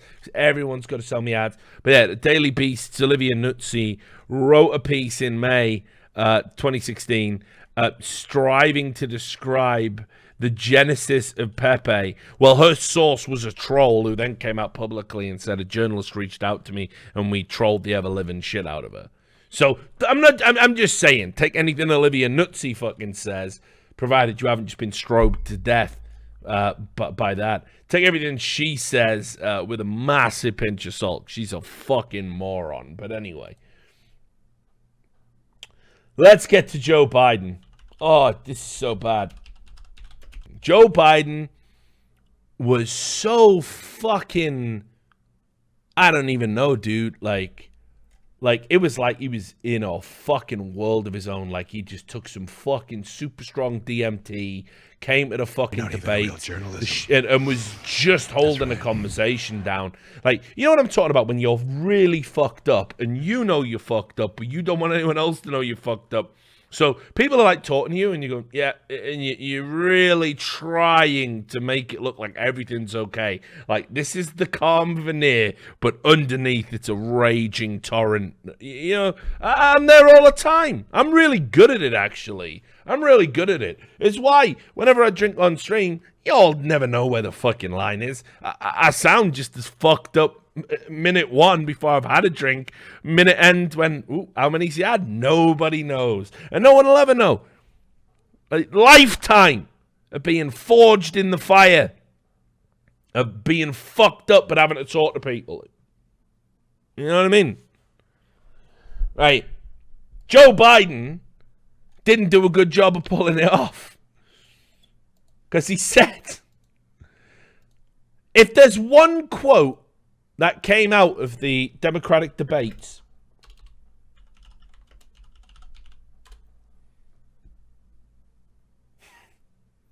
if there's one quote that came out of the fucking of the Democratic debate that really would make me make like a broad sweeping statement, because obviously remember, it's wrong to talk about a candidate's health when it's Queen Hillary, but not when it's Donald, of course. When everyone was saying Donald was senile, has dementia and Parkinson's and everything else. But like Hillary's got a cough and collapsed at that live public event and keeps like getting scared by balloons. You can't talk about that. That's a conspiracy theory. Donald Trump has dementia. Orange man bad. Deal with it. There's no double standard. Joe Biden said something that honestly made me think, like, fucking hell, his box is gone. His box is actually gone. And, well, see if you can spot the problem, all right? He had a terrible debate performance. Kamala Harris chewed him up over stuff that maybe she should have, shouldn't have. Guess we got to get into that right at the end to wrap up the whole fucking stream. But let's just watch this. This is bad, right? So this is like the little summary speeches at the end, right? You get one shot that it may be the only thing you get past. What is that first issue for your presidency? Eric Swalwell, you're first. For Parkland. Remember the question. What is the first issue for your presidency? You're president. You've already won the election. What is your first issue? What is your first issue now you have won the election and you're president? Okay. For Orlando, for every community affected by gun violence, ending gun violence. Senator Bennett. I don't know who this guy is. Like some mad fucking 50s time warp fucking cunt whose name I can't even say. You just come back from the fucking 50s with a fucking 5-head and a shit haircut that looks like it's the worst fucking wig I've ever seen. The Action Man hair with fucking geriatric body. Like, talk some more. Climate change and the lack of economic mobility burning. Oh, he's nailed this. Give me your final speech, Mr. Butt Geek Egg, you jibberjag. Well, having traveled in through time from the 50s, I'll absolutely nail it with a smooth tongue. Climate change and the lack of economic mobility Bernie talks about. Senator Gillibrand. Passing a family bill of rights that includes a national paid leave plan, universal pre-K, affordable daycare, and making sure that women and families can thrive in the workplace no matter who they are. You do know you're running for president. Like, this ain't a fucking Miss World contest. Like, come on, dude. Put some evidence. Senator Harris. So passing a middle class and working families tax cut, DACA, guns. Okay. I'm giving you credit for the first thing you said, the tax. You're just saying words, Kamala. You're just saying words. DACA, guns, Senator Sanders, first thing. The premise that there's only one or two issues out there. This I'm not saying there isn't one or two. Enormous crises. Senator Sanders. A political revolution. People have got to stand up and take on the special interest. He literally, honestly, guys, I can't even express it enough. He answered every question this exact same way. He answered every question. Look, I know he's got a Twitch channel now. I'm amazed Reykjavik on Steam ain't made him fucking sub to me. That's what you should have done. But anyway, right, gamers, right, I know Bernie Sanders is straight gang weeding, right, these days. I know that. But he literally answered every question in this debate, right? He literally answered every question by going, if we don't take on the special interest groups, I don't know why I'm combining this voice with Marianne, fucking whatever her name is, right? Williamson, I won't even remember her name, will I? Real journalist. There it is! That's right. There's my boy! Now I got Bernie and Alex Jones. Good old Reykjavik on real journalism. That's right. But he just answered every question like this. He answered every question going, until we stamp the special interest groups. Like, yeah, right. Fucking hell. Give us some specifics, Bern, you fucking... Anyway. We can transform this country. Fine. Vice President Biden, your This is it. Buckle up, guys. first issue, Mr. Vice President. I think you're so underestimating what Barack Obama did. He's the first man to bring together the entire world, 196 nations, to commit to deal with climate change immediately. So I don't buy that. But the first thing I would do is make sure that we defeat Donald Trump.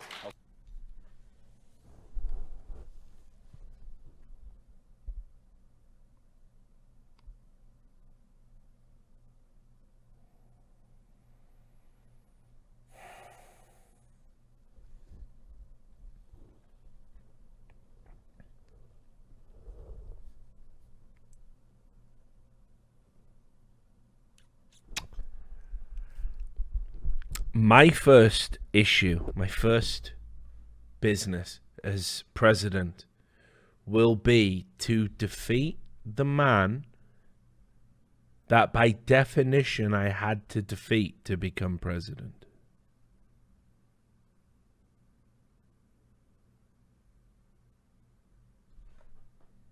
Let's have a little, let's just go back.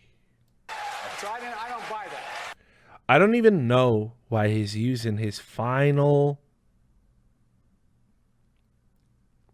speech to like listen, I get it, like you're trying to cloak yourself in the whole, well, you know, I can't, like he is literally pushing the whole fucking I've got a black friend meme to unbelievable. I've never seen anybody milk it this hard. Like I've never seen anybody, like I honestly thought at some point he was gonna say in this debate, you do know I have an M-word pass or something like that. It was mental. I have never seen anybody push it to this fucking extreme like he does.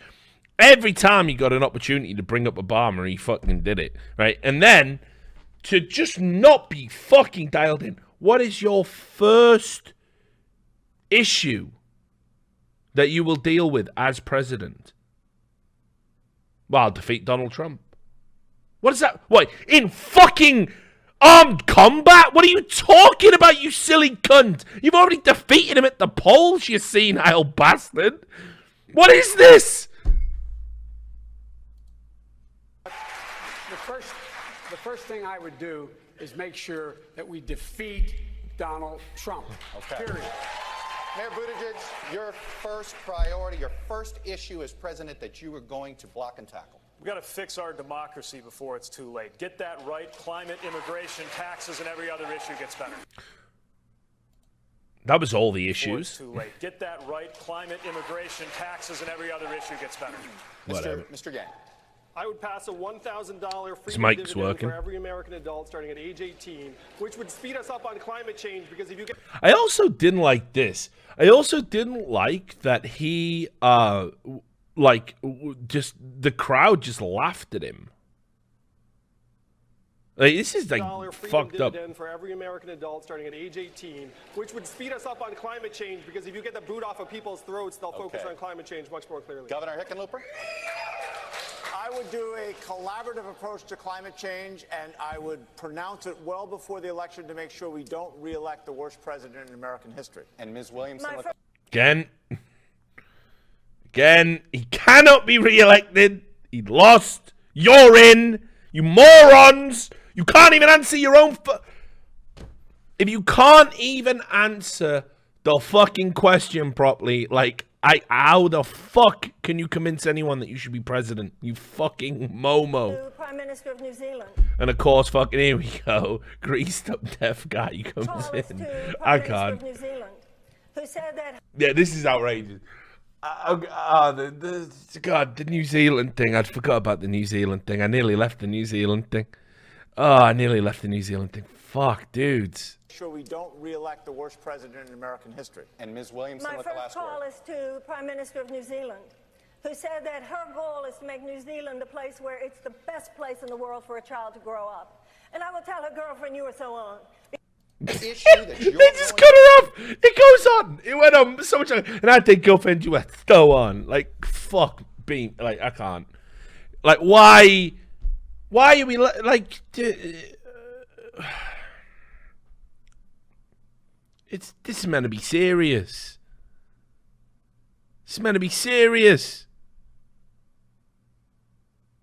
It's meant to be president shit. It's already been bad enough with Trump. Can't have fucking hippies coming along and ruining it. What next? A fucking furry? Is that where we're at? Falcon Hoof in his fucking suit comes out. Is that where we're at? This is politics.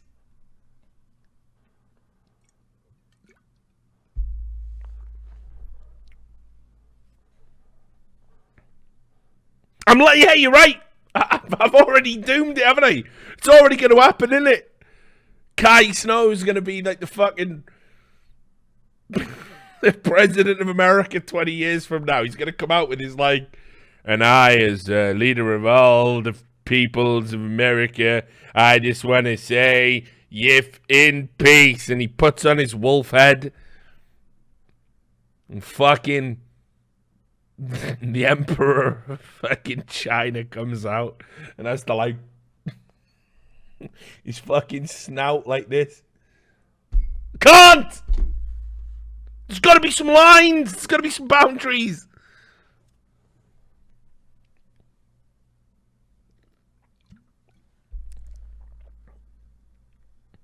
Anyway. Just to show you that I'm not alone in terms of, perception about who did well and who didn't, there was actually a dude, political expert, David Axelrod, who I'm sure you've come across, not to be confused with Bobby Axelrod from the show Billions. But he said Biden came across as confused. And Sanders may as well have been a hologram. That's right. In the first debate. And this was on CNN. I am a beautiful person. Yes, thank you, Poop Nudes. I appreciate it. I'm pretty wicked, aren't I? I'm good. So I when I saw this clip doing the rounds, I was like they're gonna chip away at these guys, because Real Clear Politics, who also massive Democratic bias. They seem to think Biden's ahead in the polls. And Sanders is ahead in the polls. Sanders is 77. Shit. I didn't even know. That's outrageous. Too old. You know what? They should have a limit. The retirement age should be the age you can run for president. If you pass that, you can't have it. I don't know what that ad is, but he's a hunky chunky guy. Like, imagine he's 77.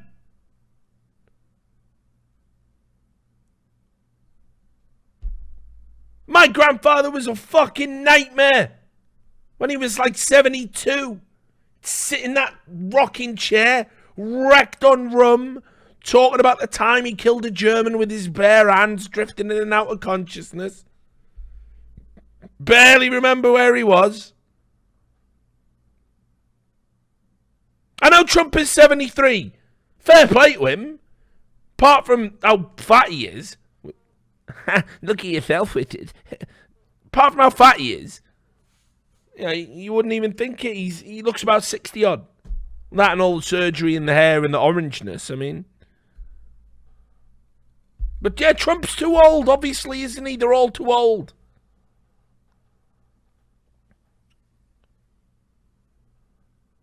Like, come on. After 65, fuck that. Running the country, like, just sit the fuck down. You might live to 100. Brilliant. Happy for you. But it doesn't change the rate of fucking that you degenerate at. Like, fuck me. Enough's enough. Like, can you imagine if Bernie Sanders wins this? So what, he's 78 when he gets in. We have to hope he gets to the end of 4 years. He probably won't. So it's whoever his vice president is going to be in charge. Fuck that. Yeah, Biden 76. Yeah, and he's gone. His box is gone. Listen, again, the whole point of this fucking clip. Hello? Loud? The whole point of this clip is that the fucking people who've been working on the campaign. David Axelrod, I want to play some sound and talk about it. Talk about a little bit later on that confrontation, but just some quick thoughts from you. Yeah, I think this was a good night for two new generation candidates, for Mayor Buttigieg of South Bend and particularly for Kamala Harris, the senator from Cal. Yeah, sorry, by the way, I realized earlier I insulted de Blasio and used Buttigieg, the guy. Here's the thing, he can never, right, I got him mixed up, my bad. It's like, here's the thing though, Buttigieg, he can never be president because no cunt can pronounce his name. So he's out the running. Change that name, son, and we'll talk. Like Smith. Smith's a good one. But Buttigieg is no. Buttigieg, Chagga, Chim Chum. It's all over the place. There's too many I's and E's and G's, and it doesn't make any sense. Buttigieg is fine. I'd vote for someone called Buttigieg, but that isn't his real name, is it? Buttchug. That's a good one as well. Anyway,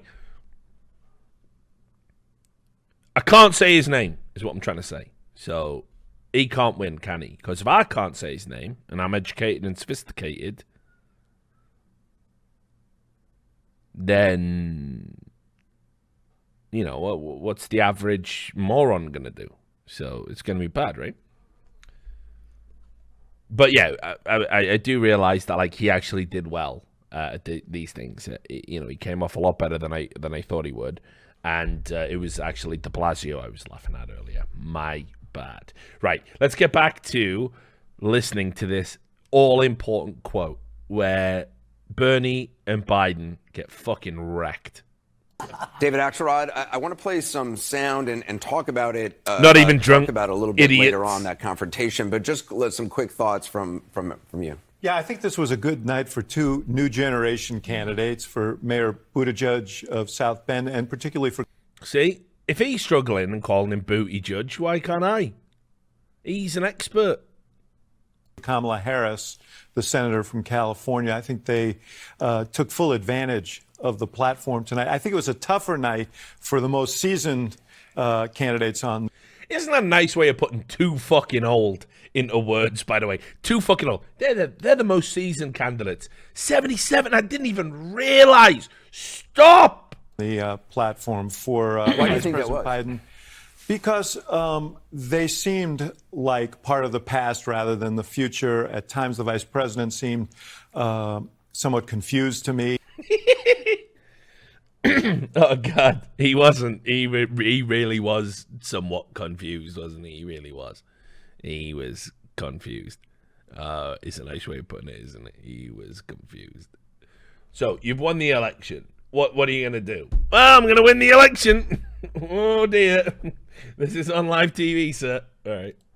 In handling some of the questions and following some of the actions, he seemed a bit defensive. And Bernie Sanders, we joked earlier, he might have been a hologram because a lot of what we heard tonight, we've heard many, many times before. So I think they seemed a little bit mired in the past, and these other candidates seemed like fresh new faces. And now you know why he's got a Twitch channel.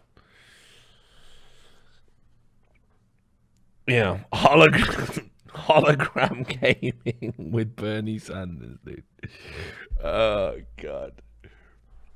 No, but it's true. Listen, Bernie Sanders just did his greatest hits. He said nothing of substance the entire debate. Now, I thought Kamala Harris handled her shit, and this is where we're going to end the talking about the debate. I thought she did particularly well on just in terms of how she handled her business. But there were a couple of issues that definitely came up. She wrecked Joe Biden, and I think this is an interesting point. One of the things that I definitely learned from watching the Republican primaries was nobody took Donald Trump seriously, so nobody ganged up against Donald Trump until it was too late to stop Donald Trump getting the nomination. And I think what you have to, what we need to realize now is that it's not just about presenting yourself and presenting your policies and coming across well to the people. You actually have to go after people in the primaries. And Donald Trump was doing that, wasn't he? He was like, Jeb's a mess. He wrecked Jeb Bush. Jeb Bush going into the primaries, a lot of people were like, Jeb Bush was a strong front runner. So Donald Trump came up with everything he needed to do to absolutely fucking wreck Jeb Bush, and he made him a laughingstock. And very quickly, Jeb Bush was out of the equation. He did it with little Rubio. Donald Trump came up with nicknames and weaknesses for everybody, and he repeated them over and over again, which isn't like Machiavellian politics, but it plays well to the gallery. And this was a gallery that were already watching Donald Trump just to see what a car crash it would be, and were supporting him because of that. Now, the Democrats have been a lot more dignified, I want to say, in that they haven't really gone after each other.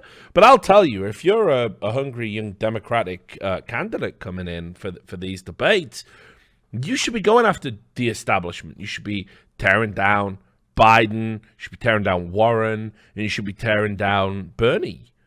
And you should be coming up with actual grounds on which to attack them in these early rounds, because that is what's going to help give you a little bit more juice as you go through. And Kamala Harris's team, and Kamala Harris gets that. Kamala Harris fucking wrecked Joe Biden, actually. Let me find this clip for you.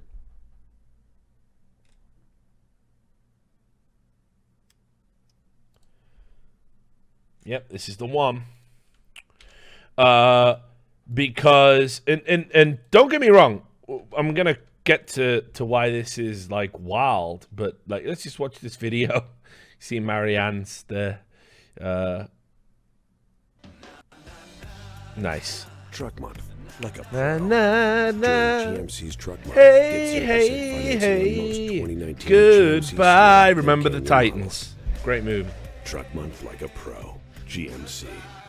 Is a racist, but the average American is woefully undereducated about the history of race in the United States. Ms. Williamson, thank you very much. Vice President Biden, we're going to get to you. Hang on, we're going to get stage. I would like to speak on the issue of race. Right. So, you see, one of the things that she was very acutely aware of was let's get the race card out there, right? And this isn't like what we had in the Obama administration. Because first of all, you have Obama, obvious, right? But it wasn't just him. You have Condoleezza Rice, Colin Powell. It was a it was a huge watershed moment in American politics at how much black representation came through into the political system at the highest levels. That's right. But there's something not quite right about what Kamala Harris did here, but man, it played well at the gallery. And if you're going to tear strips off anyone, fuck it. Tear him off Joe. I don't give a fuck. But just watch this whole exchange play out, and then we'll get into why it's political games and grandstanding. And Clarence Torrance. Thank you all. We will give you 30 seconds, and we're going to come back to you on this again in just a moment. Go for 30 seconds. Okay. like anyone in MSNBC, right? Like, hi, I'm a black candidate running for president, and I'd like to talk about the history of race in America. No, actually, we're running out of time. No way, never. Oh, yep, we found 30 seconds for you, no problem. Yeah, obviously. So, on the issue of race, I couldn't agree more that this is an issue that is still not being talked about truthfully and honestly. There is not a black man I know, be he a relative, a friend, or a coworker, who has not been the subject of some form of profiling or discrimination. Growing up, my sister and I had to deal with the neighbor who told us her parents couldn't play with us because we were black. And I will say also that in this campaign, we've also heard, and I'm going to now direct this at Vice President Biden, I do not believe you are a racist. This is about to be a very bad day at the office for Joe. He's been confused. He's been fucking rambling. But this is. And listen, it's not even necessarily unjustified, but this was something that was contrived and planned coming into these debates. And I agree with you when you commit yourself to the importance of finding common ground. But I also believe, and it's personal, and I was actually it was hurtful to hear you talk about the reputations of two United States senators who built their reputations and career on the segregation of race in this country. And it was not only that, but you also worked with them to oppose busing. And, there was a little girl in California who was part of the second class to integrate her public schools. And she was bused to school every day. And that little girl was me. So I will tell you that on this subject, it cannot be an intellectual debate among Democrats. We have to take it seriously. We have to act swiftly. General of California, I was very proud to put in place a requirement that all my special agents would wear body cameras and keep those cameras on. Senator Harris, thank you. Vice President Biden, you have been invoked. We are going to give you a chance to respond. Vice President Biden.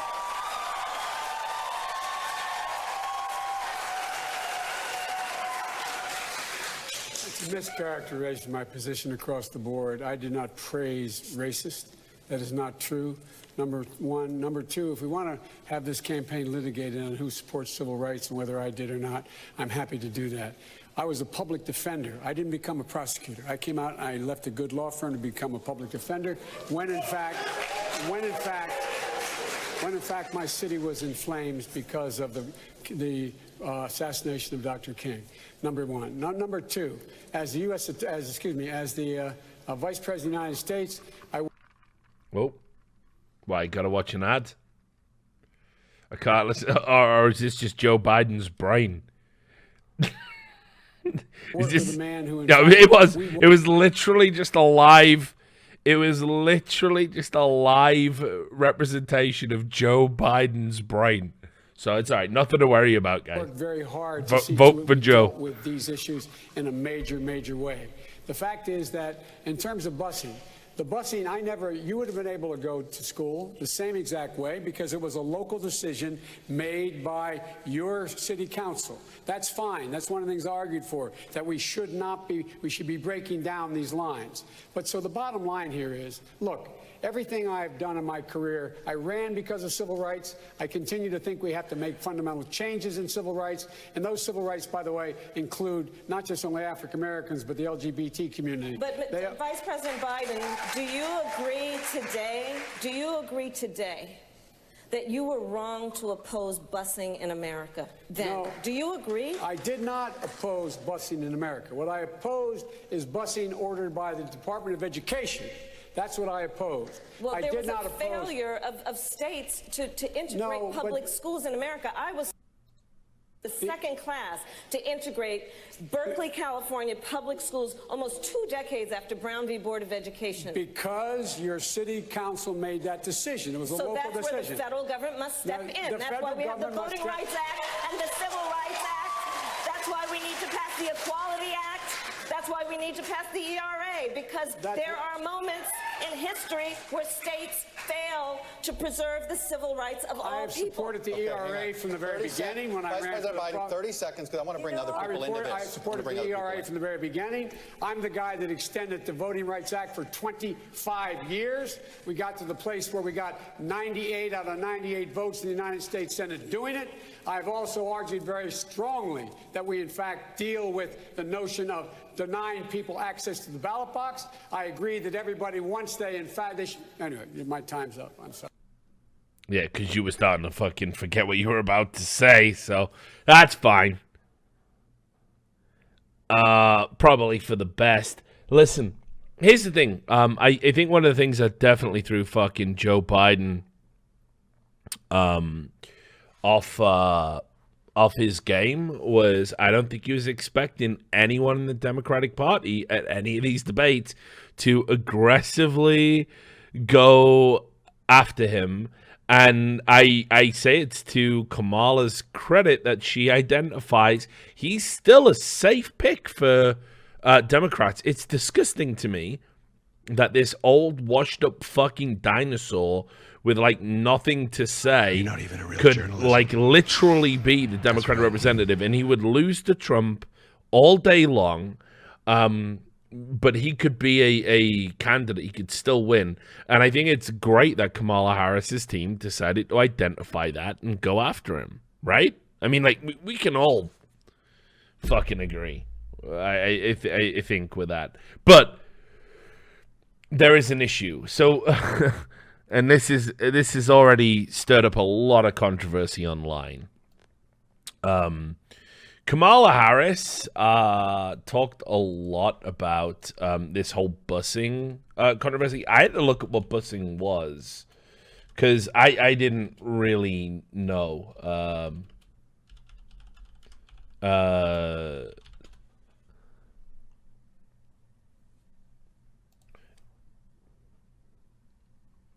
Let's not do busing. I think. Look. Obviously, I'm not going to talk about what I think about it. There's nothing to think about it. It harks back to a time when the world was absolutely fucked and everyone was stupid. But if you're British like me, you don't know what busing is because we didn't have this in our history. So, okay, in 1954, the Supreme Court, I'm going to read here so I don't trip over any words and get accused of, like, denigrating the history. But in 1954, the Supreme Court found that racially segregated schools were unconstitutional. This was in a landmark case called Brown versus the Board of Education. you've probably seen black and white footage of this without really understanding what you're seeing. But the first time we started seeing black people allowed into white schools, especially in the South, was off the back of this ruling. And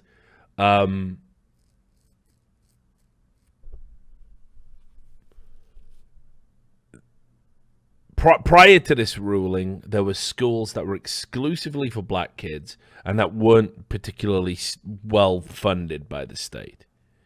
So, if you ever want to know, by the way, why people like Christopher Hitchens, who I'm sure a lot of you guys know and like, if you ever want to know why he was a big proponent of reparations, and you're going to go, no way, Richard, there's no way Christopher Hitchens, this egalitarian guy, would be for something like reparations. Go look it up. Christopher Hitchens was adamantly for reparations because of this huge cumulative debt that the black community picked up by having access to terrible schools, being underfunded, being segregated. People, again, if you go back to Rosewood and stuff like this, they created their own communities. This was after the abolition of slavery, created their own communities which actually worked and thrived, and racist groups thought this would denigrate the white person, the white man, somehow, went and burnt them to the ground. There is a huge... And then, again, even the Chapos will appreciate this, the introduction of crack cocaine to the hood, with crack cocaine having completely different laws to any other drug policy, including powder cocaine, typically used by white middle to upper. So listen, I'm not saying I'm on board with reparations. I don't know if there's a practical way. Hitchens was always for it, and these are the reasons why. And a big part of this comes to this 1954 Supreme Court ruling, where finally black people and white people got to go to schools. But they started doing this thing called desegregation busing, which was after several years after, and that was where groups of black people were literally bused into predominantly white schools, and white people were predominantly bused into predominantly black schools as a way of forced desegregation. And a lot of people, because it's America where you're meant to have choice and autonomy and all of that stuff, a lot of people got mega fucking upset with that and pissed off about it.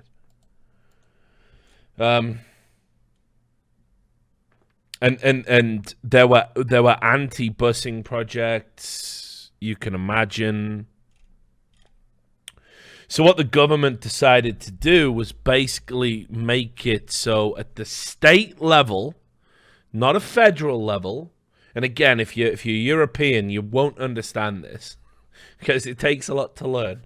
The state has its own set of laws that it's allowed to rule upon, but then anything that is deemed in the national interest is controlled at a federal level. And this also includes stuff that goes over state lines immediately becomes federal. So you end up with ridiculous situations in America where, for example, with weed, this state can be legal to have weed, and this state can be legal to have weed. But if I fly from state 1 to state 2, I have crossed state lines, and therefore it becomes federal. You end up with ridiculous shit like that. So America it's got problems. Yeah, exactly. Like the EU with the separate countries and everything. The EU is the governing body, but each country has its own set of laws. So busing is one of these, like, again, it was a way to try and address and fix the issue. Joe Biden's policy about busing, having read up on it, Well,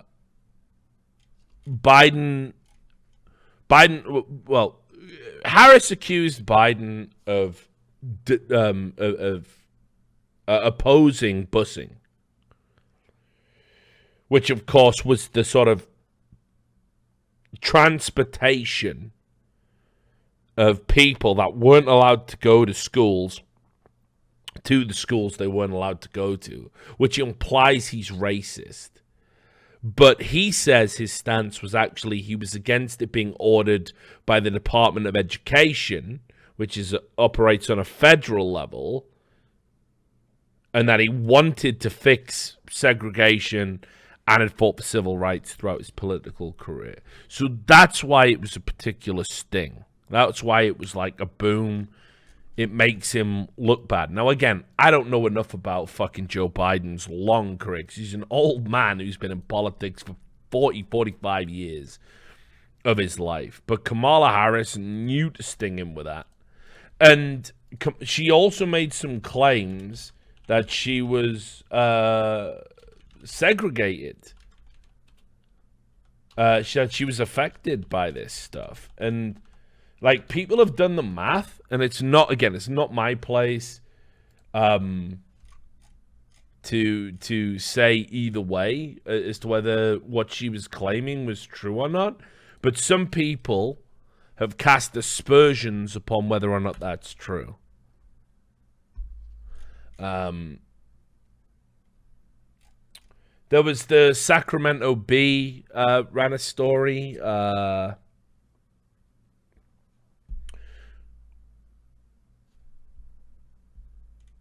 where it said that in the time she would have been going to school, desegregation programs were already underway, so her story about being segregated can't be accurate. I read that, but I don't know. Some people have also come back and said there were like desegregation was not statewide at that time. But it's a bold strategy, and I'm pretty sure right now a bunch of right-wingers and Republicans are getting down to whether or not she lied. And if she did, it's going to definitely hurt her campaign. Now, here's another thing. If you want to answer the question about whether or not Kamala Harris is a liar, she already provably lied in these debates. There was a moment where people put their hands up and had to say, do you support Medicare for all? That was like, they do this thing because obviously it's American politics, so we have to basically treat it like it's fucking kindergarten, right?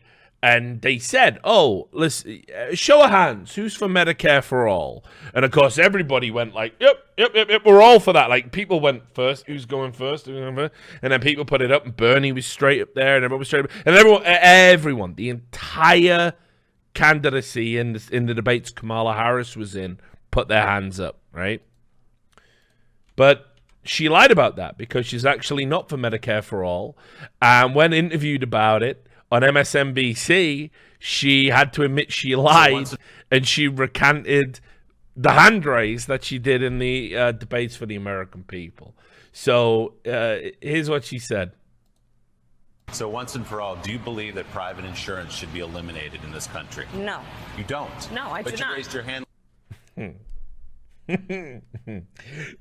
Her explanation is brilliant. It is genius. And this is why I think Kamala Harris is going very far in this campaign. Because somebody has fed her this bullshit. Like, not even the most, like, diseased politician can come up with her justification for it. Do it again. You raised your hand. You lied. Which part wasn't clear? Listen. Once and for all, do you believe that private insurance should be eliminated in this country? No. You don't? No, I do not. But you raised your hand last night. But the question was, would you give up your private insurance for that option, and I said yes. Oh, I think you heard it differently than others then. Probably, because that's what I heard. But, yeah, but I will tell you. By the way, can we have a rule, by the way, in future debates? No more hand raising. Yeah.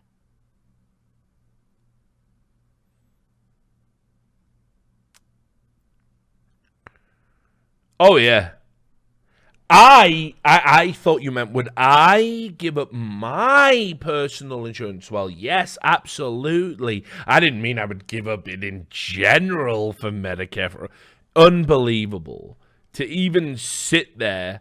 And again, you can see, like, looking around the room, which one of my allies is going to come and would defend you me? give up your private insurance for that option? And I said yes. Oh, I think you heard it differently than others then. Oh, you did. You surely did. That's what I heard.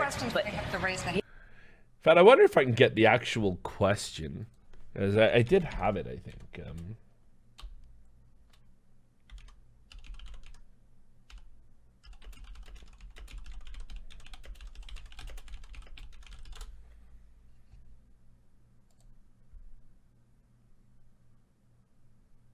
This might do it. Let me have a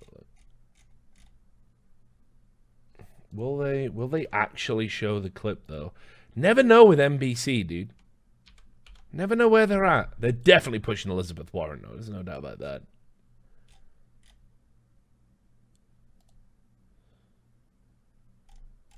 No, that is a picture of a raisin.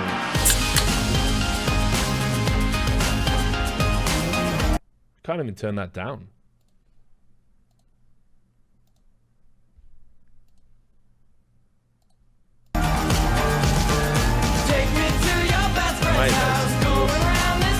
Go for the temple lads. So let me ask you first, did you have a chance to listen to what... That's right. This isn't even the Fury thing. got a Nike sponsorship, holy crap. Fury got a Nike sponsorship. No, that's not what I meant. Oh, So late a lifetime, he felt that he was misrepresented. Is this it? God, your video player is fucking AIDS, dude. Medicare for all system, or do you still believe that there should be exceptions for which there are still some folks that can opt into different parts of private insurance? Medicare for all, my vision of Medicare for all includes private insurance where people can have supplemental insurance. And then earlier today on Morning Joe, she forcefully indicated she would not support the elimination of private insurance. You've been asked and sort of clarified this question a couple of times over the course of the campaign. So once and for all, do you believe that private insurance should be eliminated in this country? No. And this is at least the second No. time that No. Kamala And Harris Peter Griffin, has no. seemingly, No. supported it No. and walked it back, the elimination of private insurance. I believe it will totally eliminate private insurance. So for people out there who like their insurance, they don't get to keep it? Well, listen, the idea is that everyone gets access to medical care, and you don't have to go through the process of going through an insurance company, having them give you approval, going through the paperwork, all of the delay that may require. Who of us has not had that situation where you got to wait for approval and the doctor says, well, I don't know if your insurance company is going to cover this? Let's eliminate all of that. Let's move on. Well, you support the Bernie Sanders bill, which essentially gets rid of insurance. She is all over the fucking road, to dog. clear up what happened on that stage. Okay. It was in the context of saying, let's get rid of all the bureaucracy. Let's get all of the ways. Oh, not the insurance companies. No, that's not what I meant. So, Congressman, once and for all, can you clarify where she stands on the issue of private insurance? I will, too, as far as I No! can. But I believe her position is very similar to mine, which is that she believes. What a fucking joke, dude. Hope all is well, Rich Lewis, Tor and Thumb. I'm doing all right. I'm getting tired, though. 9 a.m. So there was this, and then this is the thing I want to end on. Because, like I say, Kamala Harris, there's a weird big push from the Dems to get, like, I don't know why if you had to pick, like, if we agree that in the interest of the Democratic ideal, having a woman of color as the candidate is best in the interest of everybody and will break so many barriers and it'll be fantastic and everything, you know, like, okay, cool. But somebody brought up that, you know, she talked a lot. She used a lot of, you know, when she talked about the busing issue, there's a lot of references to, and she did this in the debate as well. There's a lot of references to stuff that is about African American debt. Now, what I mean by the debt of being an African American, like this isn't anything that should shock anybody and should, you know, surprise you that this is a real thing. That, you know, slavery existed, like, literally not that long ago. Like, there's still people alive that can recall it generationally. And it was something that specifically affected African Americans because it was literally people who were brought from Africa against their will to America to work in slave conditions. It's why we have African Americans. It's why that term is, again, the preferred nomenclature. It's why a lot of people choose that over black, because there is a heritage component to it. It's about remembering where you came from. That, yes, you are black. Yes, you are American, but you were brought from Africa, right? And I think it's perfectly reasonable. I don't think this is like identity politics in the way that we think of it as a negative. I think the term African American is something that it's not interchangeable with black. We need to remember that. It's a very specific thing. You know, you don't call people when you're in Europe, if you see a black person in Italy or Portugal or, you know, Spain or, you know, France or Germany, you don't say, well, you're African American. Because they're not. They might be of African descent originally, but you don't say, oh, hey, my African-American friend. It would be ridiculous, right? So, but you get some people, you know, that don't seem to realize that especially in America, that it's not like just some interchangeable term. You go, oh, he's an African-American male. No, he's not. He's black. He's from Europe. He's not African-American. You can. My point is, black would obviously makes way more sense in Europe, because you can't be African American. But I'm just saying, there's a reason this term has been adopted in America. That's the point. Now, what you end up with what you've ended up with today is some people pointed out that Kamala Harris, while she's American, obviously, she is of Jamaican and Indian descent. And some people pointed this out. And then everybody went crazy saying this is birtherism. And I don't understand why anybody would get offended by that. But it literally happened. People started comparing it to birtherism. No, this is absolutely true. I'll start with the initial thing. Oh, wait, this isn't even the right link. So the Daily Beast, there was a couple of articles. So for those who don't remember what birtherism is, birtherism was the democratically conceived, actually, idea that Obama can't be president because he was secretly Kenyan. And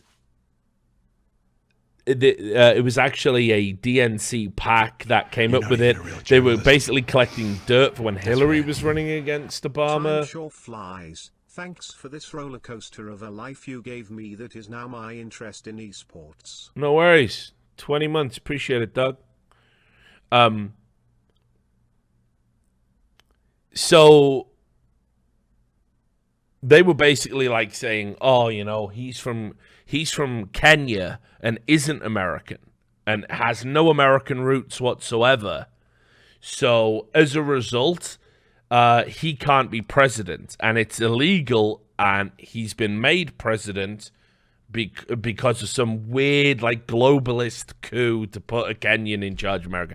I don't know. I never understood what birtherism was about. It made no fucking sense to me.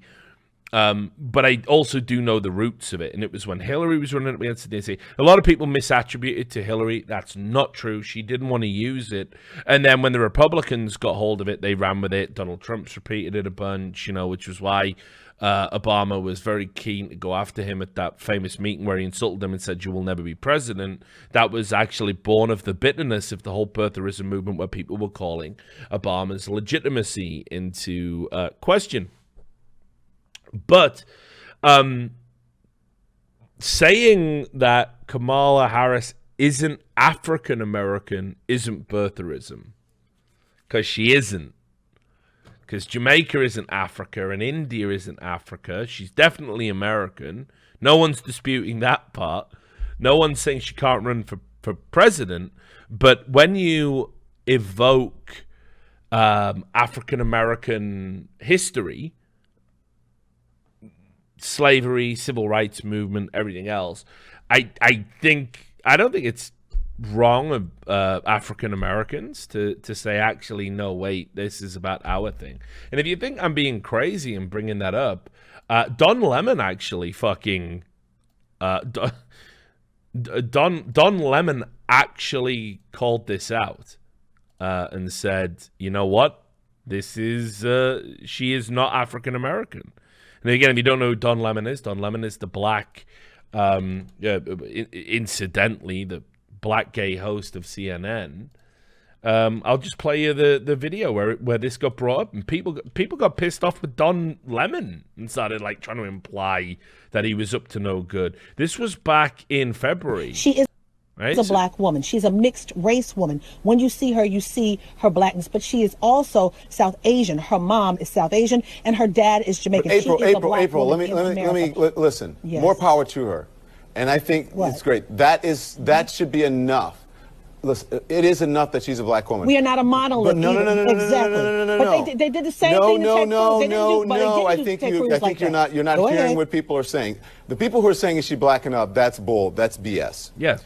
But to want a distinction to say, is she African American, or is she black, or is she whatever? There is nothing wrong with that. There is a difference between being African American and being black. Latino people are people of color, but they're not black. They're brown people. She is a woman of color, but she is a black woman. Okay, that's why I agree with that. I agree with that. But is she African American? No. But is she African American? There is a difference. There's nothing wrong with that. No one is trying to take anything away from her. Let's go down into her lineage. I think you're falling into the trap of that. All she had to do was say, I am black, but I'm not African American. That's it. Don, I'm not falling in a trap. I'm not falling in. Let me finish. Hold on. I'm not falling into a trap by that. When she goes down her lineage, many Africans landed in Jamaica and all these other Caribbean islands. So she could indeed Jamaica's be not America. African American mixed with other races. But she is Jamaica's not America. But she is a black woman. She was born here in America. Jim Crow. Okay, well let's go into Ted Cruz. Ted Cruz was born in Canada. I'm not talking about Ted Cruz. This is not about Ted Cruz. You're changing the subject. But you know what? We can. So listen.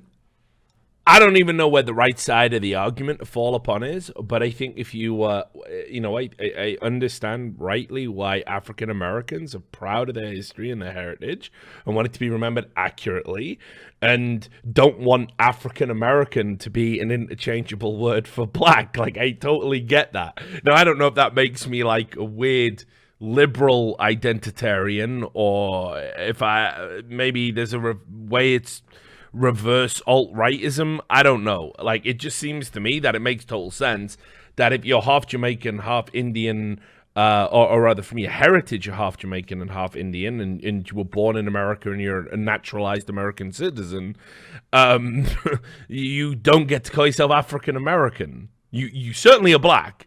No one's disputing that. But you're not African American. And I think just using that term probably shouldn't.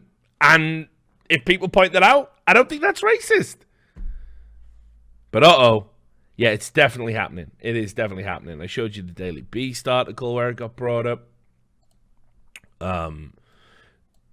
What was the other thing that happened here?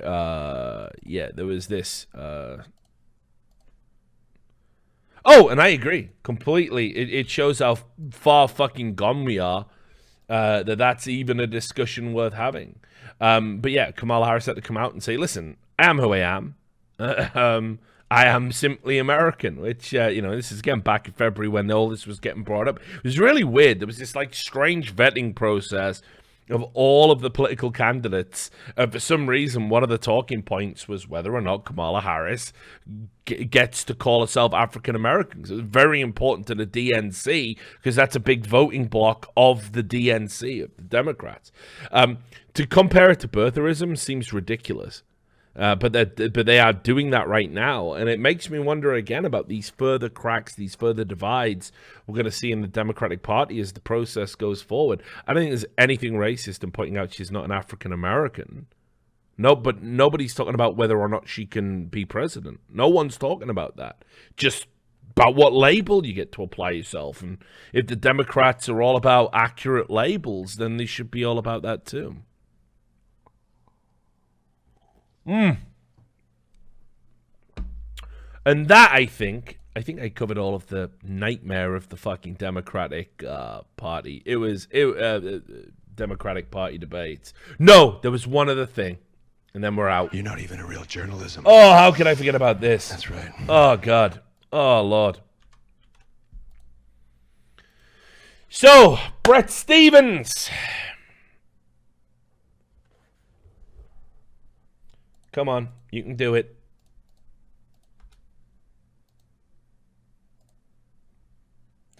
Brett Stevens is a columnist for the New York Times. Come on, you give me that fucking... There it is. He is notoriously liberal. He's an opinion columnist for them.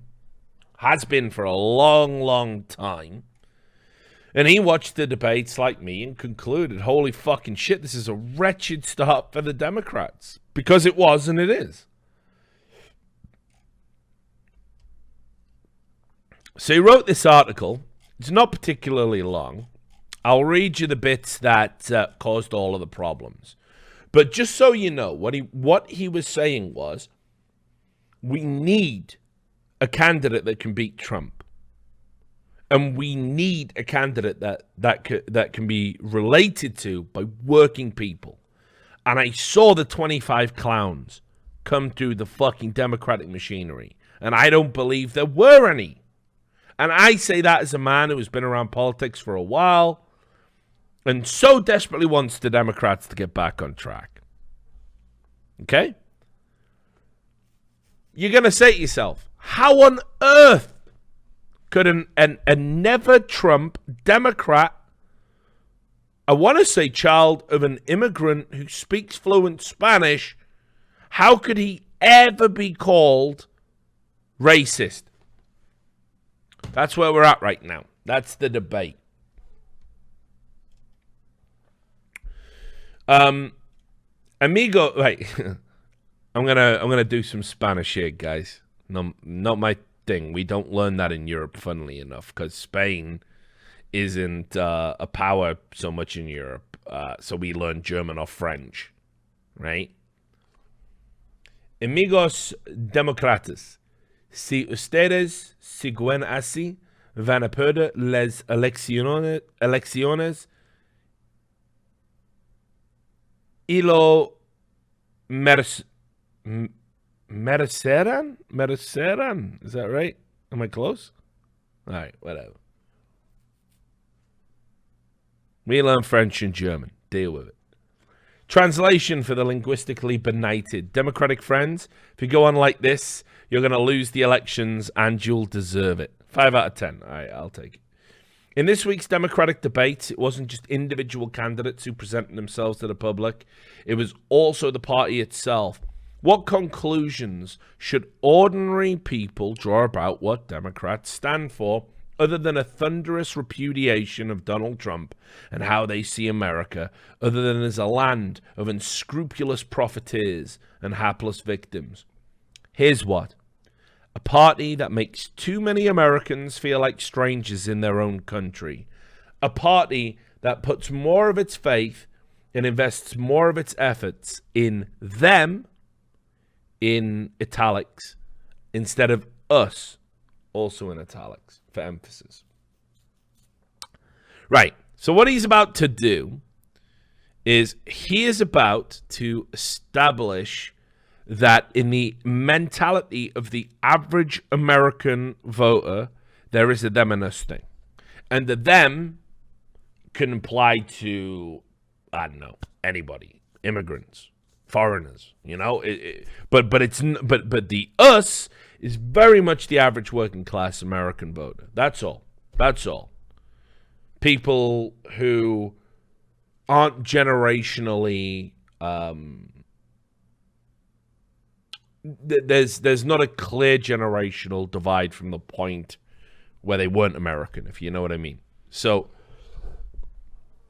not that that should matter, but as we saw with Donald Trump, with a populist resurgence, it does matter to some people. And what Bret Stephens is trying to do is address that. So this is the problematic paragraph. They, talking about that other that he created in the former paragraph, they speak Spanish. We don't. They are not U.S. citizens or legal residents. We are. They broke the rules to get into the country. We didn't. They pay few or no taxes. We already pay most of those taxes. They willingly got themselves into debt, talking about students. We're asked to write it off. They don't pay the premiums for private health insurance. We are supposed to give up ours in exchange for some VA-type nightmare. They didn't start enterprises that create employment and drive innovations. We're expected to join the candidates in demonizing the job creators, breaking up the businesses, and taxing them to the hilt. That was the broad gist of the Democratic message, in which the only honorable exceptions, like Maryland's John Delaney and Colorado's John Hickenlooper, came across as square dancers at a rave. Now,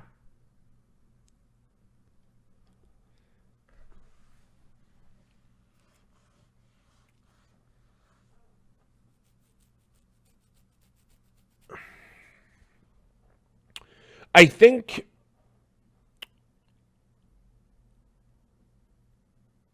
there's some loaded language here that's, inescapable, right? But if you ever want to talk about what the average American thinks, you're going to have to take some license. And I think that's what Bret Stephens did here. And that license is to make some assumptions about what the average American feels when he hears Democratic politicians say, we will give free health care to every illegal immigrant. That they've said, actually, if somebody comes here, if somebody comes to America illegally and they don't break the law in any other way, they should just be let in.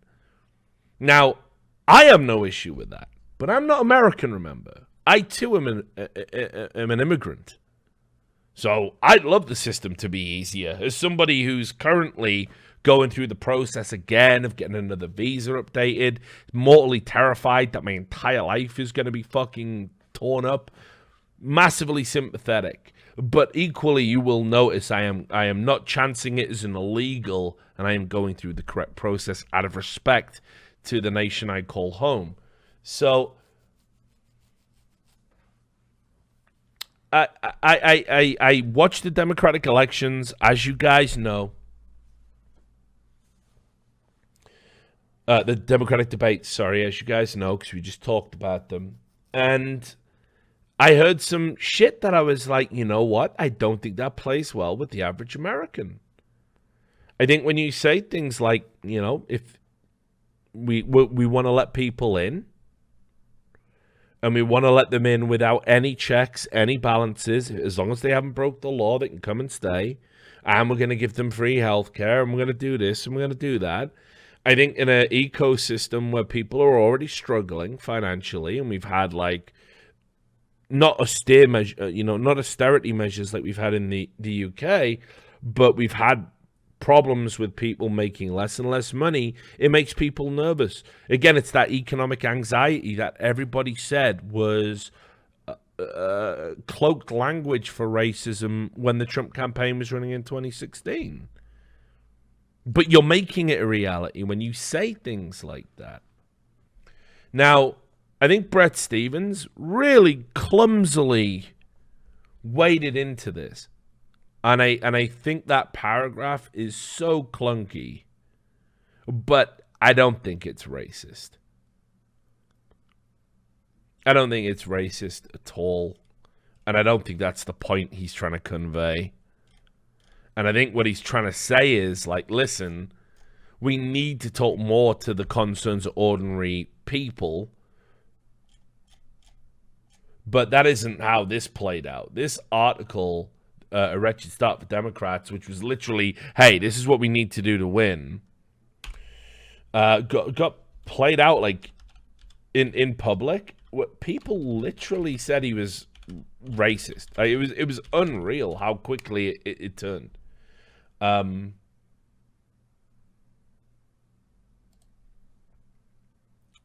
Let me show you some of the stuff people said.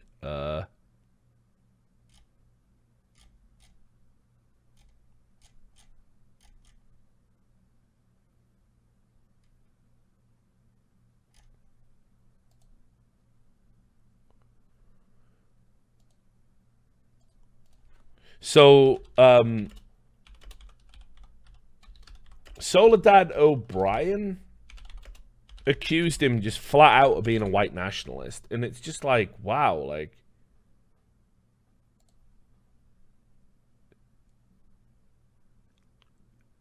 she said that his article was talking about colonialism. It wasn't. She said that he was like calling for some sort of colonialism. Like, here it is. Just remind everybody, Bret Stephens in his calling for a new kind of colonialism column. Oh, this is like some throwback to another one. She also, let me find the quote where she literally said,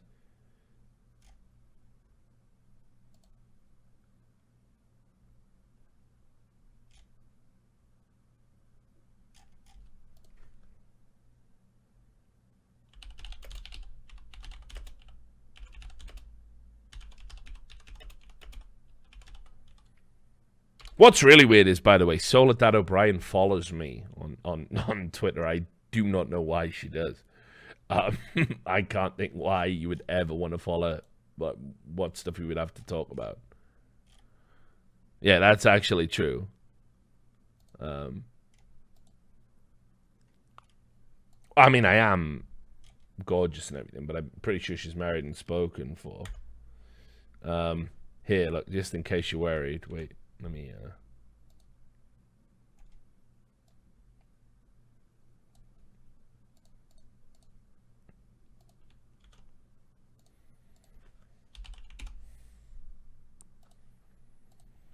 here, let me,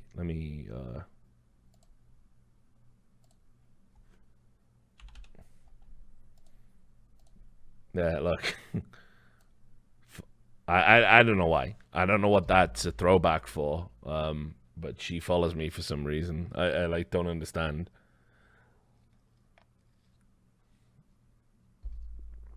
Maybe I'll ask her about this. I'll hit her up with a DM. And yeah, but then again, Anthony Scaramucci followed me too.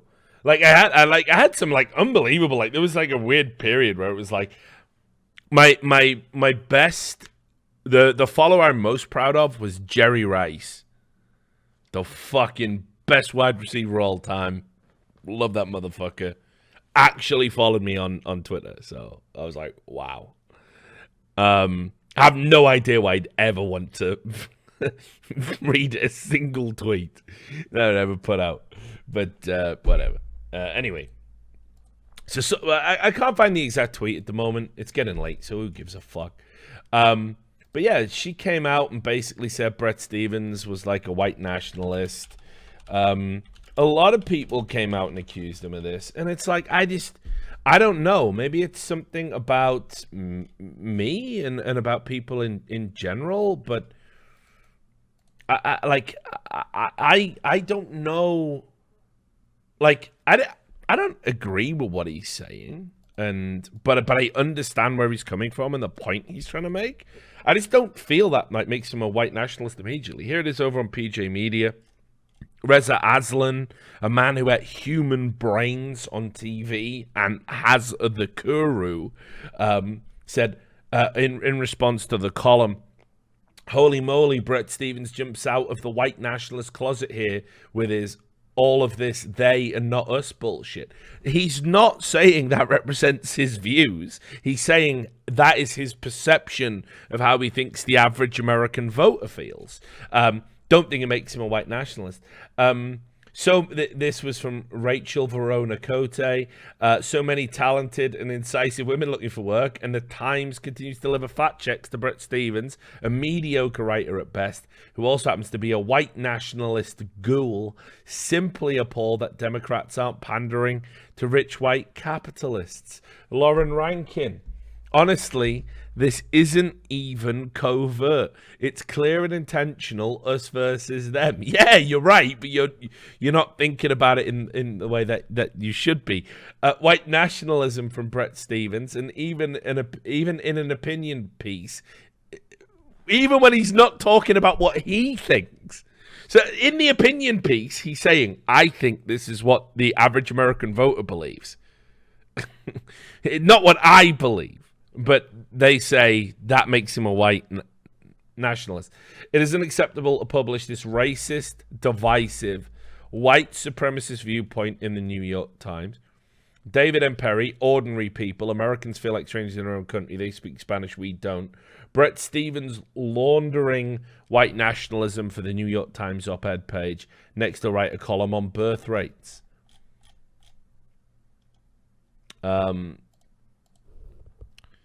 So,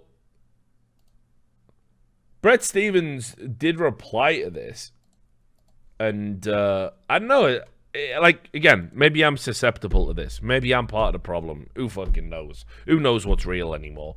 But I read this, and it was hard to not feel sorry. He said, thread, I write a column that attempts to represent the way ordinary voters, e.g. people who voted for Obama and later Trump, likely saw those Dem debates. This representation of a view is read as an endorsement. It wasn't. I mean, I didn't see it that way. I thought he was like trying to say this is like how this group of people, I imagine, think. Next come the accusations of racism. So Soledad O'Brien, Reza Aslan, and various other people I've never met accuse me of being something I'm not, whatever, but they unwittingly demonstrate a style of moral bullying and progressive demagoguery. Remember, this is a progressive. This is a liberal. This is a never-Trumper.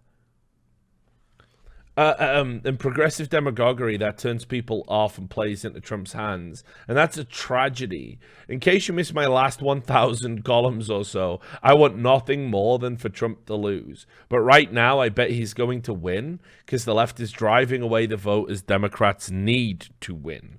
For what it's worth, my late father was from Mexico. My mother was a refugee. I grew up in the DF. I speak Spanish. I am a consistent advocate of liberal immigration policy. I hear Soledad O'Brien is a decent person. I assume she will apologize. I expect nothing of the other trolls. Fini. And that was when Soledad O'Brien tweeted, "You're not getting an apology. Go read your awful column." So, I don't know. It seems to me that, again, we're getting closer and closer to what I think needs to happen with the Democratic Party. What I think needs to happen in American politics in general. This idea of two parties encompassing the whole spectrum of political thought is nonsense. It's nonsense. And we know that the Democrat Party is divided with traditional Dems, traditional liberals, guys like Bret Stephens, and then this more extreme element, this more progressive element, this more radical element, you know, whatever word you want to use to describe them, they think about things very differently. We've ended up with 25 candidates in the Democratic debates because there is such a wide encompassing different spectrum, different scope, different factions within the party that it's going to take forever to whittle down. And even when we whittle it down, we might end up with another situation like Bernie and Hillary, where it was like Hillary don't represent what Bernie supporters want, and Bernie supporters don't represent what Hillary supporters want. So what do? We need to have a split in the Republican Party, and we need to have a split in the Democrat Party. This new wave of Republican, this new wave of conservatives, this Trumpian group, they need to go away and make their own party. The Republicans are traditional stiff shirt conservatives, need to make their own party, and the Democrats need to split up with the whole fucking socialist, hardline, radical, you know, fight the power group, and the traditional neocon Democrats. We need to have this split. It's not actually helping anyone, and least of all right now, if like me, you're tired of Donald Trump, and if, like, a lot of people who bought into Donald Trump, they're just tired of Donald Trump and the way things are because of the Donald Trump paradigm, which isn't even necessarily an indictment of Donald Trump, but just of how everyone has gone crazy because of the existence of President Trump. All this is helping right now is securing another 4 years. That is it. Because I watched a piss weak field embarrass themselves, and every time somebody tries to come out and speak to the heart of like what they believe, you know, on the leftist side, on the liberal side, and the Democrat side, what the average American voter thinks, they go, but you're talking like them, you're racist. Like, it cannot be that everyone who disagrees with the extreme progressive arm in the Democrat Party is a white nationalist. It cannot be that way. And if you keep pushing it as that being the only way things are, you don't want to know how this story ends. Because it ends with a fucking orange fucking man in the White House, which I'm told you guys all hate.